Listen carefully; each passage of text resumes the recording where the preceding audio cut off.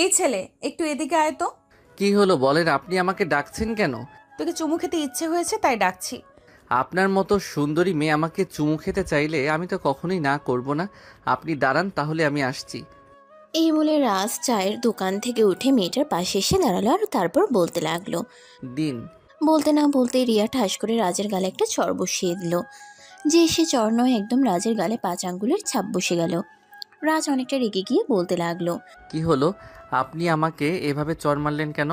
আপনি তো বলেছিলেন আমাকে চুমু দিবেন, তাই তো আমি চুমু খেতে আসলাম। তোর চেহারাটা একবার আয়নায় দেখেছিস? তোকে আমি চুমু দিব এটা তুই ভাবলি কি করে? এখানে আমার ভাবার কি আছে? আপনি তো নিজেই বলেন আপনি আমাকে চুমু খাওয়ার জন্য ডেকেছেন, তাই তো আমি আপনাকে বললাম চুমু দেওয়ার জন্য। এখন আপনি উল্টে আমাকে এভাবে চড় মারলেন।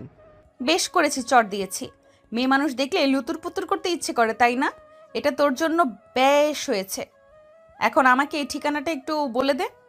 এই বলে রিয়া রাজের দিকে নিজের মোবাইলটা তাক করে ধরলো। রাজ মোবাইলটা হাতে নিয়ে দেখলো এটা তো তাদের বাড়ির ঠিকানা, কিন্তু এই মেয়েটা ওখানে কিসের জন্য যাবে? তাই রাজ মেয়েটাকে বলল। আপনি ওখানে কেন যাচ্ছেন? আমি যেই কারণেই যাই না কেন সেই কৈফিয়ত তোকে দিতে হবে না। তুই যদি ঠিকানাটা জানিস তাহলে আমাকে বলে দে, তা না হলে চুপচাপ এখান থেকে চলে যাও। জানি, কিন্তু আপনার ব্যবহার ভালো নয়, তাই আপনাকে বলবো না। এই বলে রাজ সেখান থেকে চলে যেতে চাইলো। রিয়া সেখান থেকে রাজকে পিছু ডাকে আর বলতে থাকে। আই এম সরি রে, তোর সঙ্গে এরকম করাটা ঠিক হয়নি। আসলে অনেকটা পথ জার্নি করে এসেছি তো মেজাজটা খুবই খারাপ। প্লিজ ঠিকানাটা জেনে থাকলে একটু বলে দে। আর ওয়েট করতে পারছি না, শরীর খুব খারাপ লাগছে। রাজ তখন রিয়াকে বলতে থাকে। দেখুন, আপনি আগে আমাকে এটা বলুন, আপনি ওই বাড়িতে কেন যাবেন? মানে ওখানে আপনার কোনো আত্মীয় আছে নাকি? আত্মীয় তো আছে। আত্মীয় আছে বলেই তো ওই বাড়িতে যাচ্ছি। আমি হয়তো ওই বাড়ির পার্মানেন্টলি সেটেল হওয়ার জন্য যাচ্ছি। আমি আপনার কথার মানে বুঝতে পারলাম না। ওই বাড়ির ছেলের সঙ্গে আমার বিয়ে ঠিক হয়ে আছে। ওই ব্যাপারে এই একটু খোঁজখবর নিতে চাচ্ছি। কথাটা শুনে রাজ একটু চমকে গেল, কারণ ওই বাড়িতে একটাই মাত্র ছেলে আর সেটা হলো রাজ। রাজের সঙ্গে একটা মেয়ের বিয়ে ঠিক হইয়া আছে আর সে ব্যাপারে কোনো কিছুই জানে না। যাই হোক, রাজ এই মেয়েটাকে এই ব্যাপারে কোনো কিছুই বুঝতে দিল না। সে তখন মেয়েটাকে বলতে লাগলো। দাঁড়ান, আমি একটা রিক্সা ডেকে আপনাকে রিক্সায় তুলে দিচ্ছি। রিক্সা আপনাকে নিয়ে যাবে। আপনি একা গেলে চিনতে পারবেন না। ধন্যবাদ।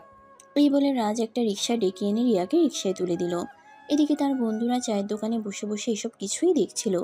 রাজ রিয়াকে রিক্সায় তুলে দিয়ে চায়ের দোকানে ফেরত যেতেই তার বন্ধুরা তাকে নিয়ে হাসতে লাগলো। এটা দেখে রাজের একটু মেজাজ খারাপ হয়ে গেল। সে বলতে লাগলো। কি রে, তোরা এভাবে আমাকে দেখে হাসছিস কেন? আমি কি জোকার নাকি আমাকে দেখলে তোদের হাসি পায়? না ভাই, আসলে হিরো সাজতে গেছিল, ভিলেন হয়ে চলে আসছিল। এটা দেখেই হাসি পাচ্ছে। মেয়েটার কাছে সিম্পাতি নেওয়ার জন্য গেছিল, আর মেয়েটা তোকে চর মেরে তাড়িয়ে দিল। রাজ তখন এই ব্যাপারে কোনো কথা না বলে প্রসঙ্গটা পাল্টে বন্ধুদের সঙ্গে গল্প করতে লাগলো। তার বন্ধুরা খুব ভালোভাবে বুঝতে পারলো রাজ একটু লজ্জা পেয়েছে, তাই তার আবার এই বিষয়ে কোনো কথা বাড়ালো না। বেশ কিছুক্ষণ আড্ডা দিয়ে বিকেল 3টার দিকে রাজ বাড়িতে ফিরে আসলো। বাড়িতে এসে কলিং বেল চাপ দিতেই তার আম্মু এসে দরজা খুলে দেয়। তখনই তার আম্মু বলতে থাকে। তোকে বলেছিলাম তোর আন্টির মেয়েকে একটু এয়ারপোর্ট থেকে নিয়ে আসতে, কিন্তু তুই তো সেটা করলি না। তোর কারণে আজ মেয়েটাকে কতটা হেনস্থার শিকার হতে হয়েছে জানিস? তুমি তো জানো ওই মেয়েদের ব্যাপারে আমার আবার এত ইন্টারেস্ট নেই। তাছাড়া ওই মেয়ে আসছে, আসুক, তাতে আমার কি? আর আমার জন্যই বা মেয়েটা হেনস্থার শিকার হতে যাবে কেন? রিয়া যখন এয়ারপোর্ট থেকে গাড়ি নিয়ে এসে আমাদের বাজারে নামলো, তখনই কাউকে খুঁজে পাচ্ছিল না।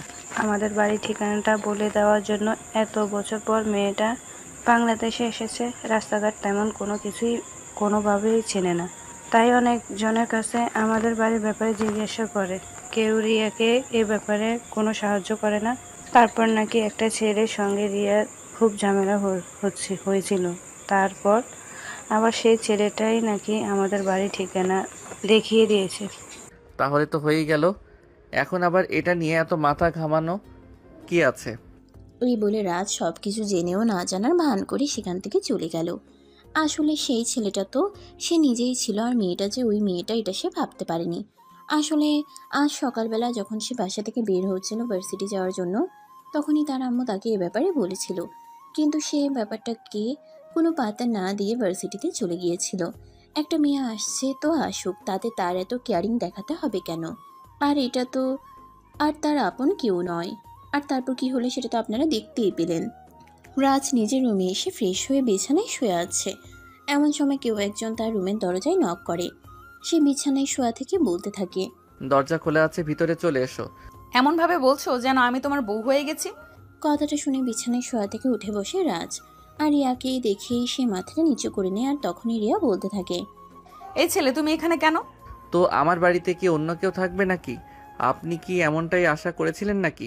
মানে তুমি আন্টির ছেলে আর তুমি রাজ সবকিছু জেনে শুনেও আমার সঙ্গে এরকম করার কারণটা কি সেটা আমি জানতে পারি? কারণ আবার কি হতে যাবে? অপরিচিত একটা মেয়ে আমাদের বাড়িতে আসতে যাবে, তার ব্যাপারে আমি জিজ্ঞাসা করতেই পারি। এখন আপনি এটা বলুন যে আপনার সঙ্গে কবে আমার বিয়ের সম্বন্ধ ঠিক হলো? না, মানে আসলে ওখানে অনেকগুলো ছেলে দাঁড়িয়ে ছিল। সেই ছেলেদের মধ্যে তুমিও একজন ছিলে। আমি যে দেশে বড় হয়েছি ওই দেশে মেয়েদেরকে কখনোই ইফটিজিংয়ের শিকার হতে শোনি নিতে হবে। ফেসবুকে অনেকবার নিউজ দেখেছি বাংলাদেশে মেয়েরা একটু নিরাপদ নয়, তাদেরকে প্রতিনিয়ত ইফটিজিংয়ের শিকার হতে হয়। তাই তুমি এবং তোমার বন্ধুরা যাতে আমাকে কোনোভাবেই ইফটিজিং করতে না পারো সেই জন্যই আমার এই কথাটা বলা। তবে আপনার মতো সুন্দরীর জামাই হতে পারলেও আমার কিন্তু খারাপ লাগবে না। কথাটা বলেই লজ্জায় মাথাটা নিচু করে নিল রাজ। এদিকে রিয়া মুচকি মুচকি হাসছে আর কিছু বলছে না। এদিকে তখনই রাজের আম্মু তাদের রুমে আসে। আর রাজের আম্মু রাজকে বলতে থাকে, রাজ, তুই তো জানিস আমি তোকে বলেছিলাম তোর আন্টির মেয়ে ডাক্তারি পড়াশোনা শেষ করে বাংলাদেশে একটা প্রজেক্ট এর জন্য এসেছে। ও এখানেই থাকবে, কয়েকদিন এলাকার মহিলাদের নিয়ে কিছু কাজ করবে। আমি চাই তুই ওকে এ ব্যাপারে সহযোগিতা কর। রাজ তার আম্মুর মুখের উপর সেরকম বেশি কখনোই কথা বলে না। তাই রাজ তার আম্মুর কথায় সম্মতি জানায়। যদিও সকালবেলা না জেনে এরকমটা করেছে, কারণ এখন সুন্দরী একটা মেয়েকে নিয়ে ঘোরাঘুরি করলে সেরকম কোনো প্রবলেম হবে না। তাই রাজি হয়ে গেল। এদিকে রাজের আম্মু রাজের সঙ্গে কথা বলা শেষ করে নিজের রুমে চলে গেল। রাজ বিছানা থেকে উঠে বসে আর তখনই রিয়াকে বলতে থাকে, রিয়া এখানে ঠিকই কাজের জন্য এখানে এসেছে। রিয়া তখন বলতে থাকে, আসলে আমি গর্ভকালীন মাতৃসেবা এবং বাচ্চাদের নিয়ে কাজ করছি, তাই আমি এই ব্যাপারের উপর কিছুদিন রিসার্চ করার জন্য এখানে এসেছি। দুনিয়াতে আর অন্য কোনো কাজ খুঁজে পেলেন না অবশেষে কিনা এগুলো কাজ করতে হয়? দেখো, সবারই একটা পছন্দের বিষয় আছে, আর আমার এই বিষয়টার প্রতি ছোটবেলা থেকেই খুব আগ্রহ, তাই আমি এই বিষয়টাকে বেছে নিয়েছি। যাই হোক, আমরা একে অপরকে তুমি করে বলতে পারি। আমাদের বয়সের ব্যবধান কিন্তু খুব বেশি নয়। হ্যাঁ, সেটা তো অবশ্যই। এরপর থেকে দুজন দুজনকে তুমি বলে সম্বোধন করে। রাজ আর রিয়া দুজনে প্রায় সমবয়সী। রাজ রিয়ার থেকে মাত্র 1.5 মাসের বড়, আর রিয়া রাজের থেকে 1.5 মাসের ছোট। রাজ এই বছর অনার্স ফাইনাল ইয়ারে পড়াশোনা করছে। আর রিয়ার ব্যাপার তো আপনারা শুনলেনই। রিয়া মেডিকেল সায়েন্সে পড়াশোনা করছে। সে ডাক্তার হতে চায়, তাই কিছু বিষয় নিয়ে রিসার্চ করার জন্য লন্ডন থেকে বাংলাদেশে ফিরে এসেছে। এখানে বেশ কয়েক মাস থাকবে। তার প্রজেক্টের কাজ শেষ হলে এখান থেকে চলে যাবে। তার ব্যাচে বাংলাদেশে আরও 2টা মেয়ে ছিল, তারাও দেশে এসেছে। তারা তাদের নিজেদের বাড়িতে গিয়েছে। কিন্তু রিয়ার নিজের বাড়ি বলতে এখানে কোনো কিছু নেই। তার বাবার কোনো ভাই বোন নেই, তার মায়েরও সেম অবস্থা। বাংলাদেশে তাদের নিজস্ব কোনো আত্মীয় স্বজন না থাকে, তাকে রাজের বাড়িতে এসে পড়তে হয়েছে। রাজের আম্মু আর তার মা বান্ধবী ছিল, তারা দুজনেই একসঙ্গে কলেজ পর্যন্ত পড়াশোনা করেছিল। বিয়ের পরেও তাদের সম্পর্ক ভালোই ছিল।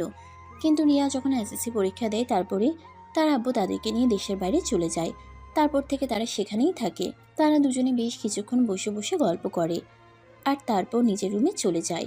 পরদিন ভার্সিটি থেকে দুপুর 2টায় রাজ বাড়িতে ফিরে আসে। তখনই রিয়া রাজকে বলতে থাকে রাজকে নিয়ে এসে একটু বাইরে বের হবে। এলাকাটা তো আর চেনা জানা নয়, কারোর সঙ্গে সেভাবে মিশতে পারবে না, কথাও বলতে পারবে না। হুট করে তো আর কারোর সঙ্গে এভাবে কথা বলা যায় না। তাই রাজ তাকে সঙ্গে নিয়ে গেলে একটু সুবিধা হয়। রাজের আম্মু রিয়ার সঙ্গে সহমত জানালো। তাই রাজ রিয়ার সঙ্গে বের হলো। তারা শহর থেকে বের হয়ে অদূরেই একটা গ্রামে পৌঁছে গেল। রিয়ার প্রজেক্ট নিয়ে কাজ করছে। সে প্রজেক্টের কাজ গ্রামেই করতে হবে, কারণ শহরের মানুষ তো সব কিছুই মোটামুটি জানে। তারা স্বাস্থ্য সম্পর্কে সচেতন। গ্রামের মানুষে এখনও সে আদি যুগে পড়ে আছে। রাজ রিয়াকে নিয়ে একটা বাড়িতে গিয়ে উঠল। তারপর রিয়ার আজকে বাড়ির বাইরে গিয়ে অপেক্ষা করতে বলে। আর রিয়া তখন বাড়ির ভিতরে প্রবেশ করে বাড়ির মহিলার সঙ্গে কথা বলতে থাকে। আসসালামু আলাইকুম আপু, আমি লন্ডন থেকে মা এবং শিশু সেবার প্রজেক্ট নিয়ে এখানে এসেছি। আমি আপনাদের সঙ্গে কিছু কাজ করতে চাই। আপনারা কি আমাকে এই ব্যাপারে একটু সহযোগিতা করবেন? হ্যাঁ আপা, অবশ্যই। আপনারা সাহায্য করবেন না কেন বলুন। আমি আপনাকে কিভাবে সহযোগিতা করতে পারি? আপনাদের পাড়ায় কতজন গর্ভবতী মহিলা এবং ছোট বাচ্চা আছে তাদের একটা লিস্ট দিতে পারবেন আমাকে, এবং তাদেরকে একটু এখানে ডেকে নিয়ে আসতে পারবেন? আমি তাদের সঙ্গে সরাসরি কিছু কথা বলতে চাই এবং তাদেরকে স্বাস্থ্য বিষয়ে কিছু ধারণা দিতে চাই। আচ্ছা আপা, ঠিক আছে, কোনো সমস্যা নেই। আপনি এখানে বসে অপেক্ষা করুন, আমি কিছুক্ষণের মধ্যেই সাব্বিরকে ডেকে নিয়ে আসছি। এই বলে মহিলা রিয়াকে একটা চেয়ার পেতে বসতে দিয়ে বাড়ি থেকে বের হয়ে চলে গেল। প্রায় ঘন্টাখানেক পর অনেকগুলো মহিলার সাথে ছোট ছোট বাচ্চা কাচ্চা নিয়ে ফিরে এলো। সেদিনের প্রজেক্টে রিয়া তাদের সবাইকে শেখালো কিভাবে গর্ভবতী মায়ের যত্ন এবং ছোট বাচ্চার খাবার প্রস্তুত করতে হয়। প্রজেক্টের কাজ শেষ হতে প্রায় সন্ধ্যা হয়ে আসলো। সবকিছু গুছিয়ে নিয়ে রাত 8টার দিকে তারা দুজন বাড়িতে ফিরে আসে। এরপর আরও সপ্তাহ খানেক সময় চলে গেল। সেই দিনও রিয়া আর রাজ দুজনেই প্রজেক্টের কাজে একটা গ্রামে গিয়েছে। রাজ সেদিন একটু দূরে বসে আছে, রিয়া মহিলাদের নিয়ে কথা বলছে। রিয়ার প্রজেক্টের আজকের কাজ ছিল দুটি সন্তানের বেশি নয়, একটি হলে ভালো হয়, এই বিষয় নিয়ে আলোকপাত করা। রিয়া মহিলাদের সঙ্গে কথা বলছে। দেখুন, আমরা আর আদিম যুগে পড়ে থাকবো না। আমরা এখন থেকে শুধু ঘর সংসার আর বাচ্চা কাচ্চা নিয়ে পড়ে থাকবো না। আমরা এখন নিজেদেরকে একটু আপডেট করব। আমরা নারীরা 5-6 বছর বাচ্চা নিতে গিয়ে হারিয়ে ফেলেছি নিজেদের যৌবন, নিজেদের সৌন্দর্য। আমরা এখন আর বছর বছর বাচ্চা নেব না। আমরা এ ব্যাপারে আমাদের স্বামীদের সঙ্গে কথা বলতে পারি এবং তাদেরকে বুঝিয়ে আমরা 2টো বাচ্চার বেশি কখনোই নেব না। একটা হলেই সবচাইতে বেশি ভালো হয়। কথাটা দূরে বসে বসে এই রাত শুনছিল। তার এই কথাটা মোটেও হজম হলো না। সে একটু অন্যরকম টাইপের। তার কাছে মেয়ে মানুষ মানেই হলো বাচ্চা পালন করা আর সংসার নিয়ে ব্যস্ত থাকা। রাজ তখনই সেখান থেকে উঠে আলোচনা সভায় চলে আসে আর মহিলাদেরকে উদ্দেশ্য করে বলতে থাকে, এই যে দেখুন, আপনার এখানে কী সব উল্টাপাল্টা কথা শিখতে এসেছেন। মহিলাদের জন্যই তো হয়েছে বাচ্চা কাচ্চা পালন করা আর সংসার সামলানোর জন্য। মহিলারা বছর বছর বাচ্চা নিবে না তো কি গরু পালন করবে নাকি? কথাটা শুনে রিয়া কিছুটা রেগে গেল। সে নিজেকে কন্ট্রোল করতে না পেরে রাজকে ঠাস করে একটা চর বসিয়ে দিয়ে বলতে লাগলো, দেখো, এখানে তোমাকে কথা বলার জন্য নিয়ে আসিনি। এখানে তোমাকে নিয়ে এসেছি শুধুমাত্র আমাকে প্রোটেক্ট করার জন্য। মহিলাদের সঙ্গে কথা বলা আমার কাজ, তোমার নয়। দেখো, একদম বেশি বাড়াবাড়ি হয়ে যাচ্ছে কিন্তু। তুমি মহিলাদেরকে এসব কি উল্টাপাল্টা কথা শেখাচ্ছ? তোমার কারণে তাদের সংসারে অশান্তি হবে, তারা বাচ্চা নিতে চাইবে না, তখন তাদের স্বামীরা তাদের মারধর করবে, এমনকি সংসার ভেঙে পর্যন্ত যেতে পারে। এরকমটা কখনোই হবে না। আর যারা এরকমটা করবে তারা আসল পুরুষই নয়, তারা আসলে কাপুরুষ। যারা নারীদেরকে নিজেদের আয়ত্তে রাখতে চায় তারা কখনোই সিংহ পুরুষ হতে পারে না। প্রিয়া এই কথাটা বলার সঙ্গে সঙ্গেই আলোচনা সভায় উপস্থিত থাকা সকল মহিলারা প্রিয়ার সঙ্গে সহমত জানালো। রাজ তখন ভেবাচাকা খেয়ে সেখানে দাঁড়িয়ে রইল। অতঃপর প্রিয়া আবারও মহিলাদের সঙ্গে কথা বলতে লাগলো। দেখুন, সময় পাল্টেছে, যুগ পাল্টেছে, তাই সময় এসেছে নিজেদের পাল্টানোর। আমরা মেয়ে, তাই বলি কি আমরা মানুষ নই? তাই বলি কি আমাদের নিজস্ব কোনো স্বাধীনতা নেই? আমরা কেন পুরুষের দাবানলে নিজেদেরকে শুধু পোড়াতেই থাকবো? হ্যাঁ আপু, আপনি একদম ঠিক কথা বলেছেন। আমরা এখন আর পুরুষের চাকর হয়ে থাকবো না। আমাদের নিজেদের একটা লাইফ আছে। আমরা আমাদের মতো আমাদের লাইফটাকে চালাবো। বাচ্চা নিতে মন চাইলে বাচ্চা নেব, নয়তো কোনো বাচ্চাই নেব না। আমরা কারো জুলুম আর মেনে নেব না। দেখুন, আমি আপনাদের সবাইকে বলছি, এই মেয়ের উল্টাপাল্টা কথা শুনলে কিন্তু আপনাদের সংসারে অশান্তি হবে, সংসার ভেঙে যাবে। তাই আমি আপনাদের ভালোর জন্যই বলছি, এই মেয়ের উল্টাপাল্টা কথা একদম আপনারা শুনবেন না। আপনাদের মা চাচিদেরকে তো দেখেছেন, তারা কিভাবে স্বামী ভক্ত ছিল, সবাইকে কিভাবে সম্মান শ্রদ্ধা করত। তাহলে আপনারা কেন এই মেয়ের কথা শুনে নিজেদের সংসারে অশান্তি করবেন? দেখো রাজ, একদম ভালো হচ্ছে না। চুপচাপ তুমি সাইডে গিয়ে দাঁড়াও, আমাকে আমার কাজ করতে দাও। এই বলে রিয়া রাজকে হাত ধরে টেনে এনে একটু দূরে দাঁড় করিয়ে দেয়। তারপর সে আবার মহিলাদের কাছে ফিরে যায়। বেশ কিছুক্ষণ কথা বলে সেদিনের মতো আলোচনা সভা শেষ করে বাড়িতে ফিরতে থাকে। গাড়িতে বসে আছে রিয়া আর রাজ। রাজ গাড়ি ড্রাইভ করছে আর তার পাশেই বসা রিয়া। প্রতিদিন প্রজেক্ট শেষ করে ফেরার পথে রাজ রিয়াকে অনেক রকম প্রশ্ন করতে থাকে, কিন্তু আজ কোনো প্রশ্নই করছিল না। এটা দেখে রিয়ার মনে একটু খুচখুচানি লাগতে লাগলো। তখনই রিয়া বলতে থাকে, কি ব্যাপার, আজ দেখছি একদম চুপচাপ বসে আছো? কারণটা কি জানতে পারি? তোমার সঙ্গে কথা বলতে ইচ্ছে করে না, তুমি ওখানে মহিলার সামনে আমার গায়ে হাত তুলেছ। কথাটা শুনে রিয়া সত্যি একটু অপমানিত বোধ করলো। আসলে এটা তো সত্যি, এতগুলো মানুষের সামনে এত বড় ছেলেটার গায়ে হাত তোলা একদমই ঠিক হয়নি। তাই রিয়া রাজকে সরি বলল এবং তার কাছে ক্ষমা চাইলো, কিন্তু রাজ তাকে কোনোভাবেই ক্ষমা করবে না। এই কথা শুনে রিয়া বারবার রাজের কাছে ক্ষমা চাইতে থাকে। তখনই রাজ রিয়াকে বলে সে যদি রাজের সঙ্গে ফুচকা খেতে চায় তাহলেই রিয়াকে ক্ষমা করবে। এই কথা শুনে রিয়া যেন একদম হাতে আকাশ নাগাল পেল। আসলে রিয়া দেশের বাইরে থেকে বড় হলেও ফুচকা তার খুব পছন্দের খাবার। সে এই খাবারটা খুব মজা করে খায়, তাই সেই লাফাতে লাফাতে রাজকে বলে। হ্যাঁ অবশ্যই, কেন নয়, আমি তোমার সঙ্গে ফুচকা খেতে যাব। এই বলে দুজনে একটা ফুচকার দোকানে চলে গেল। রাজ তখন রিয়াকে বলতে লাগলো রাজ অনেক বেশি ফুচকা খেতে পারে, সহজেই তাকে কেউ এই ব্যাপারে টেক্কা দিতে পারে না। তখনই রিয়া তাকে বলে, দেখো, আমি কয়েক বছর ধরে দেশের বাইরে পড়াশোনা করলেও আমি কিন্তু জন্ম নিয়েছি বাংলাদেশে। সেই সূত্রে কিন্তু আমি বাংলাদেশের নাগরিক। আর বাংলাদেশের মেয়েরা ফুচকা খেতে পারে না, তাদেরকে ফুচকা খাইয়ে কোনো ছেলে হারিয়ে দেবে, এটা কিন্তু মোটেও বোধগম্য নয়। তুমি আমার সঙ্গে চ্যালেঞ্জ করো, আমি তোমাকে ফুচকা খাইয়ে হারিয়ে দেব। এই বলে তারা দুজনে ফুচকা খাওয়া শুরু করে। ফুচকাওয়ালাকে তাদেরকে ফুচকা বানিয়ে দিতে বলে, আর দুজনে ইচ্ছে মতো ফুচকা খেতে থাকে। কারোরই যেন খাওয়া শেষ হয় না। দেখতে দেখতে রাজ প্রায় 40টার মতো ফুচকা খেলো, আর এদিকে রিয়ার খাওয়া এখনো শেষ হয়নি। সে তো খেয়েই চলেছে। রাজ তখন বলতে লাগলো সে আর খেতে পারবে না, কিন্তু রিয়া তখনও খাচ্ছে। সে প্রায় 55টার মতো ফুচকা খেলো, তারপর বলতে লাগলো, দেখলে তো, আমি যে তোমাকে আগেই বলেছিলাম ফুচকা খাওয়াই কেউ আমাকে হারাতে পারবে না। আমি সেই ছোটবেলা থেকে ফুচকা খেতে খুব ভালোবাসি। আমি যখন স্কুলে পড়তাম প্রায়ই এই বিষয়টা নিয়ে আমার বান্ধবীদের সঙ্গে বাজি ধরতাম, এবং সব সময় আমি সেই বাজিতে জিততাম। তাই ভয়ে কেউ আমার সঙ্গে বাজি ধরে ফুচকা খেতে চাইতো না। হ্যাঁ, সেটাই তো দেখতে পাচ্ছি। যেখানে আমার কোনো বন্ধুরাই আমার সঙ্গে ফুচকাকে ফেটে উঠতে পারে না, সেখানে তুমি আমাকে হারিয়ে দিলে সত্যি। এই বলে দুজন ফুচকা খাওয়া শেষ করে গাড়িতে উঠে বসলো এবং কিছুক্ষণের মধ্যেই বাড়িতে পৌঁছে গেল। বাড়িতে আসতে না আসতেই রাজের আম্মু রাজকে বলতে থাকে, কি ব্যাপার, আজ আগামীকাল থেকে নাকি তোর পরীক্ষা? তুই তো এ ব্যাপারে আমাদের কাউকে কোনো কিছুই বললি না। আমার পরীক্ষা, এটা আবার সবাইকে ঢোল দিয়ে বলার কি আছে? এটা আবার কেমন ধরনের কথা? আমি তো সেটাই বুঝতে পারছি না। তোর যে কাল পরীক্ষা সেটা তো তুই আমার কাছে বললি না, তাই নাকি? আম্মু, আমি এখন বড় হয়েছি, নিজের পড়াশোনা আর পরীক্ষার প্রস্তুতি আমি নিজেই নিতে পারি, তাই এই ব্যাপারে আমি কাউকে কিছু বলিনি।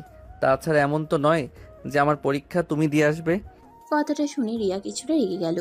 আসলে বড়দের সঙ্গে অসভ্যতামি করে কথা বলা রিয়া একদমই পছন্দ করে না। তাই রিয়া রাজকে বলতে থাকে, রাজ, তোমার কাছ থেকে আমি এরকম আচরণ কখনো আশা করিনি। উনি তোমার আম্মু হন, তুমি ওনার সঙ্গে ভদ্রভাবে কথা বলো। রিয়ার এই কথা শুনে রাজ কিছুটা লজ্জা পেল এবং তার আম্মুকে সরি বলল। তারপর সে নিজের রুমে চলে গেল আর পড়তে বসলো। পরের দিন সকালবেলা ঘুম থেকে উঠে এসে তাড়াতাড়ি করে ফ্রেশ হয়ে রেডি হয়ে পরিচয় দেওয়ার জন্য তৈরি হলো।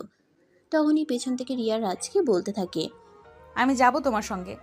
তুমি আবার আমার সঙ্গে কোথায় যাবে? তোমাকে যেতে হবে না। মেয়েটা তোর সঙ্গে যেতে চাইছে, তুই মেয়েটাকে নিচ্ছিস না কেন? তোর সঙ্গে নিয়ে যা। আমি এটাতে সারাদিন একা একাই বাসায় থাকে। প্রজেক্টের কাজের জন্য যদিও একটু বাইরে যায়, তারপর তো সারাটা দিন বাড়িতেই থাকতে হয় একা একা। ওরও বোরিং লাগে। নিয়ে যা, তোর ক্যাম্পাস থেকে একটু ঘুরে আসবে। রাজ তখন তার আম্মুর কথার আর কোনো উত্তর না দিয়ে নিজের সঙ্গে নিয়ে নিল রিয়াকে। তারা দুজনে বাইকে করে পরীক্ষার হলে এসেছে। রাজ বাইকটা সাইড করে নামতেই তার বন্ধুরাই এসে তাকে ঘিরে ধরলো আর কানাকানি করে বলতে লাগলো, কি ব্যাপার রাজ? কিছুই তো বুঝতে পারছি না। এই মেয়েটা তোর সঙ্গে এখানে কেন? কেন? কোনো সমস্যা আছে নাকি? না, তুই বউ নিয়ে ঘোরাঘুরি করবি, এতে আমাদের কেন কোনো সমস্যা থাকতেও যাবে? একদম উল্টাপাল্টা কথা বলবি না, তাহলে কিন্তু খুব খারাপ হয়ে যাবে বলে দিলাম। এই মেয়ে আমার বউ হতে যাবে কোন দুঃখে? দেখ, আমাদের সঙ্গে একদম মিথ্যা কথা বলিস না। আমরা খুব ভালো করেই জানি এই মেয়েটার সঙ্গে তোর বিয়ে ঠিক হয়ে আছে, তাহলে মিথ্যা কেন বলছিস? আরে ভাই, এ হলো আমার আম্মুর বান্ধবীর মেয়ে, লন্ডন থেকে একটা প্রজেক্টের কাছে এখানে এসেছে, তাই কিছুদিন আমাদের বাড়িতে থাকছে। সে আমার বউ হতে যাবে কোন দুঃখে? সত্যি বলছিস ভাই? এই মেয়েটা তোর বউ হয় না? তাহলে একটা কাজ কর, ওর সঙ্গে আমাকে একটু সেটিং করে দিয়ে। মেয়েটাকে আমার বেশ পছন্দ হয়েছে। তোর যদি মেয়েটাকে এতই পছন্দ হয়ে থাকে তাহলে তুই নিজেই কথা বলে নে। আমাকে কেন বলছিস? আমি এই ব্যাপারে মোটেও ইন্টারেস্ট নই। এই বলে রাজ তার বন্ধুদেরকে পাশ কাটিয়ে ভিতরে চলে গেল। পরীক্ষা শেষ হতেই রাজ ক্যাম্পাস দিয়ে বের হলো। তখনই রিয়া তার সামনে দাঁড়ালো আর তারপর বলতে লাগলো, সকালবেলা রাজের বন্ধুরা কি নিয়ে কি কথা বলছিল। রাজ তখন কথাটা ঘুরিয়ে দেওয়ার জন্য বলতে থাকে তার বন্ধুরা অন্য একটা বিষয় নিয়ে কথা বলছিল, কিন্তু রিয়া বিষয়টা সম্পূর্ণ শুনে নিয়েছিল। তাই বলতে থাকে তার সঙ্গে মিথ্যে বলার কোনো প্রয়োজন নেই, তার সঙ্গে যেন সত্য কথা বলে। তাই রাজ তাকে সমস্ত সত্য কথা খুলে বলে। তখনই রিয়া বলতে থাকে, বাংলাদেশের ছেলেদের এই একটাই সমস্যা, ওরা মেয়ে দেখলেই প্রেম করতে চায়। ওরা এরকম কেন আমি সেটাই বুঝতে পারি না। রাজ তখন তার কথার আর কোনো উত্তর না দিয়ে বাইকের কাছে চলে গেল, আর তারপর বাইক স্টার্ট করলো। এটা দেখে রিয়া বাইকে এসে উঠে বসলো, আর তারপর দুজনে মিলে বাসায় চলে আসলো। বাসায় আসতে না আসতেই রাজের আম্মু তাকে তার পরীক্ষা কেমন হয়েছে এ ব্যাপারে জানতে চায়। রাজ তখন তার আম্মুকে জানে তার পরীক্ষা আলহামদুলিল্লাহ ভালোই হয়েছে। দেখতে দেখতে পরীক্ষা প্রায় শেষের পথে দিনগুলো ভালো হয়েই যাচ্ছিল। পরীক্ষার ফাঁকে ফাঁকে প্রজেক্টের কাজে গ্রামে নিয়ে যেত। আবার রাজের যখন পরীক্ষা থাকতো তখন রিয়া রাজের সঙ্গে তার ভার্সিটিতে যেত। দুজনে মিলে মিশে খুনসুটি করে দিনগুলো কাটিয়ে দিচ্ছিল। সেদিন রাজের শেষ পরীক্ষা ছিল, তাই সকাল সকাল ভার্সিটিতে চলে গেছিল। তখনই রাজের বন্ধু রাজকে বলতে থাকে, দোস্ত, তোকে একটা কাজ করে দিতে বললাম, কিন্তু তুই তো আমাকে সেই কাজটা করেই দিলি না। তুই এমন কেন বলতো? সবার বন্ধুরা তাদেরকে কথা সহযোগিতা করে, কিন্তু তুই তো আমাকে কোনো সহযোগিতাই করিস না। আমি আবার তোকে কি করলাম? তাছাড়া আমি বা তোকে কি সহযোগিতা করব? তখনই রাজের বন্ধুরা রাজকে রিয়ার ব্যাপারে বলে রিয়ার সঙ্গে তাকে একটু কথা বলিয়ে দিতে। সে রিয়াকে পছন্দ করে, রিয়ার সঙ্গে সম্পর্ক করতে চায়। তখন রাজ বলতে থাকে এ ব্যাপারে তার বন্ধুকে কোনো সহযোগিতা করতে পারবে না, কারণ রিয়া তাদের বাড়ির মেহমান, আর মেহমানের সঙ্গে এরকম করাটা একদমই ঠিক নয়। তাছাড়া তার আম্মু যদি জানতে পারে এ ব্যাপারে তাহলে তাকে খুবই বকাবকি করবে। এই বলে রাজ সেখান থেকে চলে গেল। পরীক্ষা শেষ হওয়ার পর দুজনেই বাড়িতে চলে আসে। বাড়িতে আসতে না আসতেই রিয়া বলতে থাকে, আজ থেকে তো তোমার পরীক্ষা শেষ, তুমি এখন নিশ্চিন্তে থাকতে পারবে। কিন্তু আমার কাজ শেষ করতে মনে হয় আরও সপ্তাহখানিক সময় লেগে যাবে। হ্যাঁ, তো কি হয়েছে? এখন তো আর আমার কোনো কাজ নেই, তাই আমি তোমাকে সহযোগিতা করতে পারবো, কোনো সমস্যা হবে না। এর পরের দিন থেকে সকাল সকাল রিয়া আর রাজ প্রজেক্টের কাজের জন্য গ্রামে বেরিয়ে যেত, আর তারপর সারাদিন কাজ করে বিকেলে বাসায় ফিরে আসতো। এই কয়দিনের রাজ রিয়ার প্রতি কেমন যেন একটা দুর্বল হয়ে পড়েছে। তার রিয়ার প্রতি কেমন যেন একটা অন্যরকম অনুভূতি হয়। খাবার না খেলে তার জন্য দুশ্চিন্তা হয়। রিয়া একটু বাইরে গেলে ফিরে আসতে দেরি হলে তার জন্য দুশ্চিন্তা হয়। রিয়া ঘুম থেকে দেরিতে উঠলে তার শরীর খারাপ হলো কিনা সেটা জানতে ইচ্ছে করে। কেন এরকম হচ্ছে রাজ কিছুই বুঝতে পারছে না। এই তো সেদিনের কথা, রিয়া আর রাজের আম্মু একটু শপিং করার জন্য বাইরে বের হয়েছিল। তাদের ফিরে আসতে প্রায় রাত 11টার মতো বেজে যায়। এদিকে রাজ পরপর ফোন দিয়ে চলেছে, কিন্তু রিয়ার ফোন সুইচ অফ ছিল, আর রাজের আম্মু ফোন নিয়ে যায়নি। এটা দেখে রাজ অনেক বেশি চিন্তিত হয়ে পড়ে, আর তাদেরকে খোঁজ করার জন্য বাসা থেকে বের হতে থাকে। তখনই তাদের বাড়ি বাসার সামনে এসে পৌঁছায়। রাজ গাড়ি থেকেই দৌড়ে যায় গাড়ির সামনে। রিয়াকে দেখে বলতে থাকে রিয়ার ফোন অফ কেন? রিয়া তখন বলে, আসলে আমার ফোনের চার্জ শেষ হয়ে গেছে, তাই ফোনটা অফ হয়ে গেছে। বাড়ি থেকে বের হওয়ার আগে ফোনটা তো একবার চেক করে নেবে, ফোনে ঠিকঠাক চার্জ আছে কিনা সেটা জেনে নেওয়া উচিত ছিল। সরি, আসলে খেয়াল করিনি। যাই হোক, তোমাকে এত চিন্তিত দেখাচ্ছে কেন? কোনো কিছু কি হয়েছে নাকি? তখন রাজ বলতে থাকে বাড়ি থেকে দুজন মানুষ বের হয়ে গেছে, তাদের সঙ্গে কোনোভাবেই যোগাযোগ করা যাচ্ছে না। এতটা সময় কেটে গেছে, দুশ্চিন্তা হওয়াটাই তো স্বাভাবিক। তখন রিয়া বলতে থাকে দুজন মানুষের প্রাপ্তবয়স্ক এবং বাইরের জগৎ সম্পর্কে যথেষ্ট জ্ঞান আছে, তাহলে এত চিন্তা করার কি আছে? তারা তো সামনে হলে বাড়িতে চলে আসবে। এই বলে রিয়া আর রাজের আম্মু দুজনেই বাড়ির ভিতরে চলে গেল। এদিকে দেখতে দেখতে রিয়ার প্রজেক্টের কাজ শেষ হয়ে গেল, তার লন্ডন ফিরে যাওয়ার সময় হয়ে আসলো। এটা শুনে রাজ অনেক বেশি চিন্তিত হয়ে পড়লো। তার কেন জানি রিয়ার জন্য অনেক বেশি মায়া লাগে। রিয়াকে ছাড়া সে কোনো কিছুই ভাবতে পারে না। পড়তে বসতে, শুতে, খেতে সব কিছুতেই শুধু রিয়ার কথা চিন্তা করতেই তার ভালো লাগে। রিয়া সেদিন বিকেলবেলা ছাদে বসেছিল, তখনই রাস্তার পার সে এসে বসে আর বলতে থাকে, তুমি কি সত্যি লন্ডনে চলে যাচ্ছ? এখানে আর কয়টা দিন থেকে গেলে ভালো হতো না? হ্যাঁ, আমি তো সত্যিই চলে যাচ্ছি। আমি তো এখানে একটা প্রজেক্টের কাজে এসেছিলাম। প্রজেক্টের কাজ শেষ হয়ে গেছে, তাই আমাকে রিপোর্ট জমা করতে হবে, সেজন্য তো যেতেই হবে। আর কটা দিন থেকে যাও। তখন রিয়ার রাজকে বুঝিয়ে বলে তার প্রজেক্টের কাজ শেষ হয়ে গেছে এবং সময়ও শেষ হয়ে গেছে, তাই এখন আর তাকে এখানে থাকা চলবে না, তাকে লন্ডনে ফেরত যেতে হবে। এর পরের দিন রিয়া লন্ডনে যাবার উদ্দেশ্যে রওনা দিবে, রেডি হয়ে বসে আছে। রাজের আম্মু রাজকে বলেছে রিয়াকে এয়ারপোর্ট পর্যন্ত পৌঁছে দিতে, কিন্তু রাজ তার নিজের রুমে বসে আছে। তার কোনো কিছুই ভালো লাগছে না, চুপচাপ বসে বসে কান্না করতে ইচ্ছে করছে। রাজের আম্মু তখন রাজের রুমে আসে। রাজকে এভাবে বসে থাকতে দেখে নেয়। প্রশ্ন করেন কি হয়েছে, রাজ তখন উত্তর দেয়। আম্মু রিয়াকে বলো না আর কিছুদিন এখানে থেকে যেতে। আরে বাবা, ওর টাইম শেষ হয়ে গেছে, তাহলে এখন আর সেখান থেকে যাবে কিভাবে? প্লিজ তুমি একবার ওকে বলে দেখো, তাহলে হয়তো সে থেকে যেতে পারে।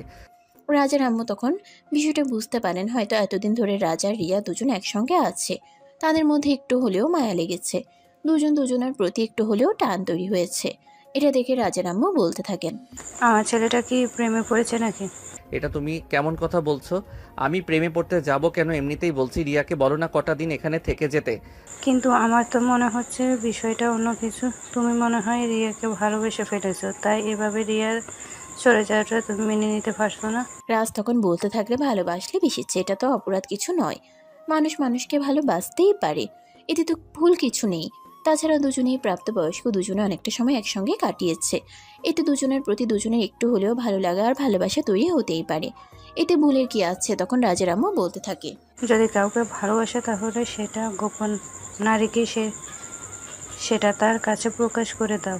তাকে বলে দাও তুমি তাকে ভালোবাসো, কারণ নিঃশ্বাসের কোনো বিশ্বাস নেই। তুমি কতক্ষণ বেঁচে থাকবে সেটা তুমিও জানো না। ভালোবাসা প্রকাশ না করে চলে যাওয়াটা বোকামি। তাহলে কি তুমি বলছো আমি যে রিয়াকে ভালোবেসে ফেলেছি সেটা রিয়াকে জানানো উচিত?